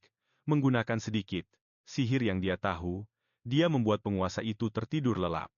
Jagoan kita sangat marah. Kata-kata Hale benar-benar menyinggung perasaannya. Lewat cincinnya, kalian memberitahu gurunya kalau dia terlibat dalam pencurian relik suci dan sekarang nyawanya terancam. Tapi dengan pengetahuan dari kehidupan masa lalunya, jagoan kita yakin semua akan baik-baik saja. Blue Nightingale belum pernah gagal dalam misi, dan dia pasti sudah tahu kalau kalian adalah pangeran ketiga. Mereka harus menyelidiki tempat itu dan mencari para pendeta untuk mencari tahu apa yang sebenarnya direncanakan mata-mata itu kepada mereka. Sebuah bar lokal terlihat hampir kosong. Protagonis kita pergi ke sana, sambil bilang kalau orang-orang di luar sudah mengikutinya. Seorang wanita bilang padanya untuk jangan khawatir, karena dia nggak sekejam itu sampai menyakiti orang tanpa alasan. Kalian mengaku kalau dia merasa khawatir, mengira karavannya diserang karena mereka tahu siapa dia. Tentu saja, mereka tahu identitas bocah itu, tapi pengembara itu nggak mau mendengarnya. Saat itulah jagoan kita menyadari kalau tidak banyak orang yang masih hidup di dalam bar itu. Blue Nightingale bilang pria itu bertindak gegabah. Kalian bertanya apa wanita itu terlibat dalam urusan ini sekarang. Awalnya, wanita itu mau bilang iya, tapi saat melihat jagoan kita, dia merasakan hawa dingin dari seseorang yang berpengalaman sempat terpikir buat nyerang dia pakai pisau, tapi terus dia sadar kalau itu nggak bakal gampang, jagoan kita. Pengen tahu apa elf yang lagi dikejar itu masih hidup. Mereka kehilangan jejaknya di tengah hutan. Si wanita nggak suka sama gimana situasi ini berjalan, dan karena nggak ada dari mereka yang luka parah, dia nyaranin jagoan kita buat pergi aja, sambil janji nggak bakal ganggu anak itu lagi. Biar dia setuju, kalian minta beberapa pertanyaan dijawab. Yang pertama adalah kenapa mereka nyari relik suci padahal dia bukan seorang pendeta wanita. Wanita itu mulai natap jagoan kita dengan tatapan yang dingin dan tajam. Dia bilang benda-benda itu harganya mahal banget. Jagoan kita nebak kalau dia berencana buat ngejual barang itu, dan si wanita ngaku kalau kerjaan utamanya nggak seberapa gajinya. Jagoan kita nanya apa pembeli relik itu tinggal di Laiten. Dia bilang nggak perlu ngejual relik lewat cara itu, bakal jauh lebih gampang nyari pembeli di Kailus. Si wanita bilang pembelinya berani bayar mahal banget dan dia udah punya hubungan kerja sama orang itu. Jagoan kita tahu kalau mata-mata rahasia cuma bisa jalin hubungan lewat satu cara sama orang-orang yang ngejual informasi soal Kailus. Buat bayar informasi itu, dia gunain relik-relik tadi. Setelah mikir sebentar, jagoan kita mau nanya pertanyaan yang terakhir. Kita balik lagi ke istana kerajaan. Banyak permintaan yang masuk raja. Dia adalah gurunya jagoan kita dan dia bilang dia kenal banget sama orang itu. Nggak butuh banyak konfirmasi lagi, dia pengen tahu berapa banyak pendeta Tensil yang lewat di tanah itu. Raja mikir mungkin ini cuma kebetulan. Saat ini ada 14 pendeta. Pendeta lain pergi ke wilayah itu dengan satu tujuan. Mereka semua lagi dikumpulin, bukannya Kailus maksa mereka buat ngelakuin apapun. Jadi dia ngebolehin mereka buat nyari orang-orang itu. Kalian bilang situasi tensi lagi nggak bagus. Mereka butuh banyak banget pendeta. Itulah alasan kenapa Raja ngebolehin mereka ninggalin wilayah itu. Tapi dia masih nggak paham apa yang sebenarnya direncanain sama si penyihir agung. Tapi dia dengar kalau anaknya mau tahu lokasi mereka semua, yang bikin Raja benar-benar penasaran. Nggak masuk akal kalau anaknya begitu tertarik sama hal itu, soalnya dia sendiri udah ada di wilayah yang punya seorang pendeta. Sementara itu, Hale lagi minum dari botol anggur tertentu. Sekarang, botol yang mirip ada di tangan wanita misterius itu. Jagoan kita sadar sama detail kecil itu. Blue Nightingale balik ke pertanyaan terakhir. Kayaknya dia Udah jawab, sambil bilang kalau pertanyaannya agak kurang sopan. Di luar, dengan terburu-buru, Calian sadar kalau tuan rumahnya udah bohong. Pendeta itu, sebenarnya disembunyiin di sana. Calian harus segera balik ke kastel. Dia kasih tahu gurunya soal hal itu. Waktu dia bikin orang, itu ketiduran pas pertemuan mereka. Dia yakin banget kalau orang itu nggak mabuk. Itu semua cuma akting di tempat jagoan kita nginep. Seseorang nyoba buat ngomong sama dia, tapi pelayannya nggak ngebiarin. Calian pergi keluar buat jalan-jalan malam. Orang tua yang jadi pelayan, di sana bilang dia harus ngomong sama jagoan kita karena tuannya mau minta maaf. Siegfried Junior bilang itu bukan cara yang benar. Buat minta maaf dan bukan tempatnya seorang pelayan buat ikut campur urusan pangeran. Itu bikin si orang tua ngerasa malu banget. Siegfried Junior sebenarnya lagi nyoba buat ngulur waktu karena jagoan kita masih belum balik dan dia nggak boleh biarin orang-orang itu tahu. Apapun. Dia jadi lebih tegas sama si orang tua, nyuruh dia buat berhenti gangguin mereka, terus jagoan. Kita buka pintu kamar, sambil ngeluh kalau dia nggak bisa istirahat gara-gara suara berisik itu, pelayannya lega banget pas ngelihat dia. Calian ngatain pelayannya sendiri nggak becus, bilang kalau tugasnya cuma buat ngusir orang-orang yang mau tahu urusan orang lain. Itu bikin si bocah minta maaf karena si orang tua itu nggak mau pergi. Dengan gerakan yang kasar, jagoan kita banting pintu kamar. Tapi di dalam, dia ngerasa lega. Bajunya masih basah dan dia sadar kalau dia baru aja niruin tingkah brengsek saudaranya dengan sempurna. Setelah semuanya tenang, pelayannya ngaku kalau dia udah balik lebih awal dari yang dikira, lewat jendela. Calian nanya apa ada hal lain yang terjadi pas dia pergi, tapi ternyata cuma orang tua itu aja. Masalahnya adalah para pengintai dan jagoan kita yang manjat keluar lewat jendela lantai 3. Setelah dimarahin gara-gara itu, dia janji bakal lebih hati-hati. Calian sadar kalau pelayannya agak kesel, dan dia dengar keluhan yang masuk akal. Jagoan kita nggak pernah mau dengerin dia. Dia bilang Calian pergi jalan-jalan, tapi si orang tua itu terus-terusan balik lagi buat ngomong sama jagoan kita, maksa dan teratur, lebih tertarik sama waktu daripada kemana jagoan kita pergi. Pas komunikasi sama gurunya, dia sadar kalau penguasa wilayah itu udah waspada. Dia jelas-jelas nggak mabuk pas pertemuan itu, sekarang mereka bakal ngebongkar sesuatu yang lebih besar lagi. Masalahnya jadi makin gawat. Kontraknya sama Blue Nightingale bisa aja ketahuan. Minum dari botol anggur itu tadinya bakal jadi alasan yang sempurna, tapi si tuan tanah malah dibikin tidur pakai sihir. Itulah kenapa si pelayan ngerasa cemas banget. Dia lagi nyoba nyari tahu niat sebenarnya dari jagoan kita. Sekarang masalahnya adalah kenapa dia pengen dapetin artefak suci. Ini bisa ngebantu dalam negosiasi sama Haladom, tanah kelahiran ibunya Rendal, yang nandain kalau Baron pengen mereka dekat. Dia kasih hadiah buat semua calon pewaris, ngebantu anak kecil itu buat mulai gerakin rencana ini semua. Nemuin bangsawan pengkhianat kayaknya bukan cuma kebetulan. Karena hujan lagi deras banget, jagoan kita terjebak di dalam bangunan itu. Dia memutuskan untuk memburu si pengkhianat. Hale benar-benar murka. Harusnya dia sadar kalau pangeran kita itu bakal jadi masalah saat hadiahnya dikembalikan. Gara-gara sihir tak terduga itu, rencananya sekarang terancam. Buta karena amarah, Hale berharap pangeran kita itu mati saja. Dia sudah menghabiskan banyak uang untuk mendapatkan sekutu politik. Dia dijanjikan tanah-tanah subur di dekat ibu kota, tapi skandal dengan Cis mengacaukan segalanya. Pelayan tua itu pergi bicara dengannya, tapi tetap saja tidak mendapatkan informan. Saking marahnya, si bangsawan melemparkan cangkir ke kepala pak tua itu, sambil membentak kalau dia tidak bisa melakukan apapun dengan benar. Berkat hujan, sang protagonis bakal menetap di sana sehari lagi. Pelayan tua itu bertanya apakah negosiasinya harus ditunda saja. Hale bilang tidak ada pilihan lain. Mereka tidak bisa berbuat apa-apa selama pangeran ada di sana, sementara dia sendiri masih meledak-ledak karena marah. Dia menyuruh pelayannya membawakan pakaian. Dia sudah siap memberi pelajaran tentang kerendahan hati kepada protagonis kita. Sudah waktunya makan dan di luar masih hujan deras. Hale yakin tatapan si protagonis itu cuma gertakan sambal saja. Dia berencana menggunakan gelarnya sebagai kaun untuk menghukum pangeran kita karena sudah berani menggunakan sihir padanya.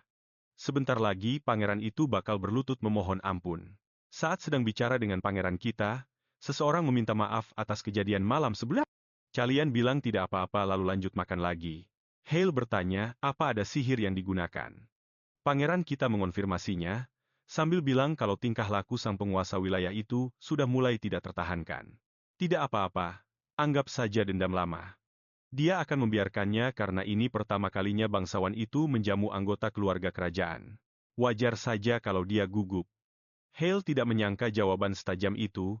Dia sadar kalau pangeran kita ini luar biasa cerdik. Setelah obrolan singkat itu, malah Hale yang terlihat seperti orang bodoh. Kalian bilang dia sangat lelah setelah melakukan penyelidikan. Gara-gara itu, dia dapat informasi yang sangat menarik, yaitu nama sejenis burung. Hale hampir saja tersedak mendengarnya. Begitu mendengarnya, kepala pelayan tua itu jadi sangat cemas. Hale membentaknya agar jangan menyela karena mereka sedang bicara. Kalian bilang dia masih butuh rincian lebih lanjut, tapi sang penguasa wilayah tentu berkepentingan untuk tahu semua yang terjadi di tanahnya. Terlihat jelas kalau dia cemas. Hale bilang dia akan membantu penyelidikan. Dia tidak mau pangeran terluka di wilayah kekuasaannya. Komandan ksatria pun memutuskan untuk ikut bergabung. Selama mereka mengobrol, Hale makin merasa kesal. Pangeran kita bilang ada keberuntungan besar bagi si Kaun. Sepertinya orang mereka akhirnya memutuskan untuk bicara jujur. Mereka semua pergi ke bar yang sama. Hale merasa jijik. Dia tidak akan pernah mau menginjakan kaki di daerah pinggiran seperti itu. Meski si bangsawan sudah berusaha keras, pangeran kita sudah memenangkan pertempuran itu. Si pengembara bertanya apa yang terjadi pada istrinya. Kalian bilang mereka tidak menyentuh keluarganya karena dia sudah berjanji. Tapi, dia datang untuk menemui pria itu. Dia bakal dihukum mati karena mencoba menyerang seorang pangeran, apalagi ada saksi matanya. Kalaupun dia diampuni, luka-lukanya sangat parah dan sebentar lagi juga bakal merenggut nyawanya. Tapi protagonis kita menawarkan jalan lain, kehidupan yang layak dengan tanah garapan dan rumah sederhana. Kalau dia mau bekerja sama, hukumannya cuma berupa amputasi lengan yang sudah infeksi itu. Si pengembara setuju. Dia mengonfirmasi kalau Blue Nightingale adalah seorang mata-mata dan dia ada di sana untuk menemui seorang klien. Hubungan mereka sudah terjalin lama. Di hadapan Hale, pangeran kita bilang kalau ada agen ganda di sana. Pengkhianatan semacam itu sangatlah serius. Kata-kata itu membuat si Kaun malang ketakutan setengah mati. Kalian tinggal menunggu dia melakukan sesuatu dan memberikan lebih banyak bukti. Kepala pelayan tua itu mulai memohon pengampunan. Dia bilang dia cuma menjalankan perintah. Kalian tidak menyangka hal ini, dan pangeran kita mengamati pria itu lebih dekat. Dia menyimpulkan kalau orang itu adalah pendeta Tansel, karena cuma mereka yang bisa membeli artefak suci. Si Kaun pun akhirnya tahu rahasia itu. Pak tua itu yakin kepalanya bakal dipenggal begitu kerajaan tahu kalau dia menjual relik suci. Itu membuat pangeran kita bingung, karena sepertinya mereka bukan sedang membeli artefak. Dia sadar kalau Pak tua itu sudah siap membongkar semuanya. Pembelinya adalah Viscount Lanon, saudara laki-laki Ratu Salis. Dialah yang menawarkan artefak-artefak itu kepada Haladom. Sepertinya manuver politiknya belum berakhir. Ini berarti sang Viscount sudah meninggalkan Planche dan memihak Randall.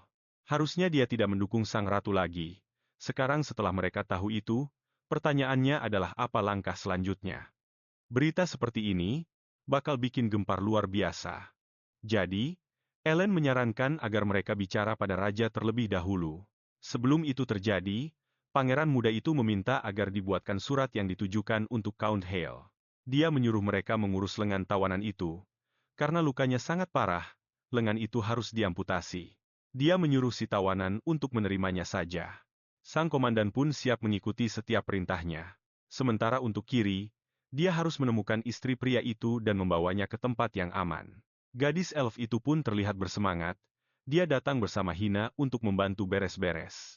Dia masih saja cerewet, tapi pangeran sudah paham betul sifat aslinya seperti apa. Tanpa ada Arksen di sana, urusan ini bakal jadi sulit banget. Si pelayan pun sempat tanya apa pangeran bakal melakukan sesuatu. Dia mau tahu soal burung pengantar pesan itu dan akhirnya sadar kalau dugaannya salah. Sekarang sudah waktunya memulangkan burung itu ke pemilik aslinya. Dia cuma memperhatikan saat gadis-gadis itu kelihatan senang banget main sama burung kecil tersebut. Kalian bilang dia bakal belikan satu buat Hina. Mereka bakal dapat burung baru pas sudah balik ke istana nanti, soalnya burung yang ini harus segera dikembalikan. Karena Hina berbagi kamar dengan pelayan lain, dia bilang temannya mungkin bakal merasa nggak nyaman kalau ada burung di sana. Kalian menyuruhnya buat buka kandang itu pas jam makan siang di dekat jendela, soalnya dia lagi menunggu tamu malam itu. Dia membaca buku dengan sangat sabar. Ternyata tamunya datang lebih awal dari yang dia perkirakan. Gail si ksatria biru bilang kalau surat itu menyentuh banget, padahal sebenarnya itu adalah sebuah ancaman. Kalian berniat membongkar semua borok di toko yang ada di ibu kota. Wanita itu pun ingin tahu kenapa semua ini bisa terjadi. Sang pangeran sudah mengumpulkan bukti-bukti soal penjualan relik ilegal. Dia mau bukti yang cukup buat memegang salah satu rahasianya. Meski begitu, dia lama banget baru kasih jawaban, tapi akhirnya nggak punya pilihan lain selain setuju. Sambil mengaku kalau dia benci urusan yang ribet, dia langsung melempar beberapa dadu ke arah pangeran. Kalian sadar kalau itu adalah peluru sihir. Dia terpaksa pakai pelindung sihir buat melindungi dirinya sendiri. Hal ini memicu ledakan besar di dalam ruangan dan bikin semua orang sadar kalau ada sesuatu yang terjadi. Kalian mengunci pintu kamar agar nggak ada yang bisa masuk. Sambil berbalik ke arah wanita itu, dia tanya apa dia beneran datang buat membunuhnya. Karena sudah kehabisan peluru, wanita itu langsung menghunus pedangnya buat menyelesaikan tugasnya. Dia tahu nggak bakal sanggup menahan banyak serangan aura cuma pakai pedang biasa yang dia bawa sekarang. Dia harus mengakhiri duel ini secepatnya. Setelah sempat jual beli serangan, akhirnya dia berhasil melucuti senjata wanita itu. Lalu dia baru sadar kalau wanita itu masih punya peluru sihir, dan salah satunya melesat lurus ke arah dadanya. Dengan kemampuan yang hebat, dia menangkis peluru itu pakai pedangnya. Tapi pedang itu malah jadi rusak parah. Sekarang, kalian benar-benar nggak punya perlindungan di depan wanita yang nekat itu. Dua bola misterius baru saja jatuh ke lantai. Lengan si mata-mata itu sudah terluka satu. Dia baru saja belajar dengan cara yang menyakitkan kalau pangeran ini adalah seorang master pedang. Dia nggak bisa menyerang pangeran sekarang. Kalian merasa geram banget sambil memikirkan apa yang harus dia lakukan. Akhirnya, dia memutuskan buat memanggil nama aslinya, Isla. Hal itu langsung bikin dia terpaku kaget. Kalian mencengkeram lehernya kuat-kuat dan dia langsung menyadari sesuatu. Benda itu nggak ada di sana. Racun yang harusnya disembunyikan di dalam mulutnya ternyata nggak ada. Padahal itu adalah sesuatu yang dimiliki semua mata-mata Cedric. Sekarang waktunya dia buat kerjasama dan memberikan bukti-buktinya. Isla tanya apa dia bakal dibebaskan kalau dia mau melakukannya. Kalian makin dibuat bingung sama wanita ini. Dia nggak tahu apa dia benar-benar setia sama tujuannya sendiri atau enggak. Mungkin saja dia sudah berubah seiring berjalannya waktu. Isla bilang kalau pangeran nggak mau ketahuan. Sebaiknya dia dilepaskan saja. Dia mengancam bakal kasih tahu semua ksatria soal apa yang terjadi di sana. Dengan asumsi pangeran mau identitasnya tetap rahasia. Dulu, ksatria biru Gail itu bukan seorang pengkhianat. Dia biasanya bertarung pakai pedang dan sifatnya nggak seperti versinya yang sekarang. Hal itu bikin sang pangeran makin naik pitam. Kalian bilang kalau dia sanggup melakukan sejauh itu, harusnya dia nggak mati begitu saja di depannya. Suasana jadi hening seketika di antara mereka berdua. Pangeran akhirnya melepaskan si mata-mata itu dan bilang kalau rahasianya nggak sehebat itu juga. Yang dia minta cuma bukti-buktinya saja, sambil berjanji kalau dia bakal dibebaskan tanpa perlu diinterogasi. Dia tahu Isla harus bertanggung jawab pada Elang Putih atas apa yang terjadi. Sementara itu, Count Hale masih mencak-mencak soal semua kekacauan ini. Dia nggak paham apa maksud surat itu. Dia dikasih tahu kalau dia butuh seorang perwakilan, dan seseorang sudah melaporkan situasinya ke ratu. Ternyata itu adalah surat yang ditulis oleh guru sang pangeran. Hale baru sadar kalau rencana busuknya buat menjual relik suci sudah terbongkar. Satu-satunya yang masih merasa cemas banget adalah pelayan pangeran. Dia bilang ada sesuatu yang lagi terjadi di luar sana. Beberapa ksatria mendatangi kediaman itu dan mereka adalah ksatria Kaela. Harusnya mereka menjaga raja, bukan malah muncul di tempat ini. Allen gak habis pikir kenapa para ksatria elit itu malah dikirim ke posisi ini, rasanya agak berlebihan. Tapi sang raja nggak mau ambil risiko apapun. Dia cuma percaya sama ksatria-ksatria itu gara-gara semua kejadian yang baru-baru ini terjadi. Penyihir Agung bilang kalau ini bakal berdampak besar. Soalnya raja kelihatan kasih perlakuan istimewa ke pangeran. Hal itu bisa merusak hubungan dengan yang lainnya. Apalagi sang raja selama ini nggak pernah memihak salah satu anaknya, karena masih teringat masa lalu yang sangat kelam. Sang raja tahu apa yang bisa terjadi. Beliau bilang anak-anaknya yang lain bakal nyusul besok. Sekarang waktunya buat lihat gimana kelakuan mereka pas kumpul bareng. Si pelayan pengen tahu apa pangeran mau berangkat sekarang juga. Kalian bilang dia masih punya tugas yang harus diselesaiin. Para penjahat itu bakal dikirim ke ibu kota.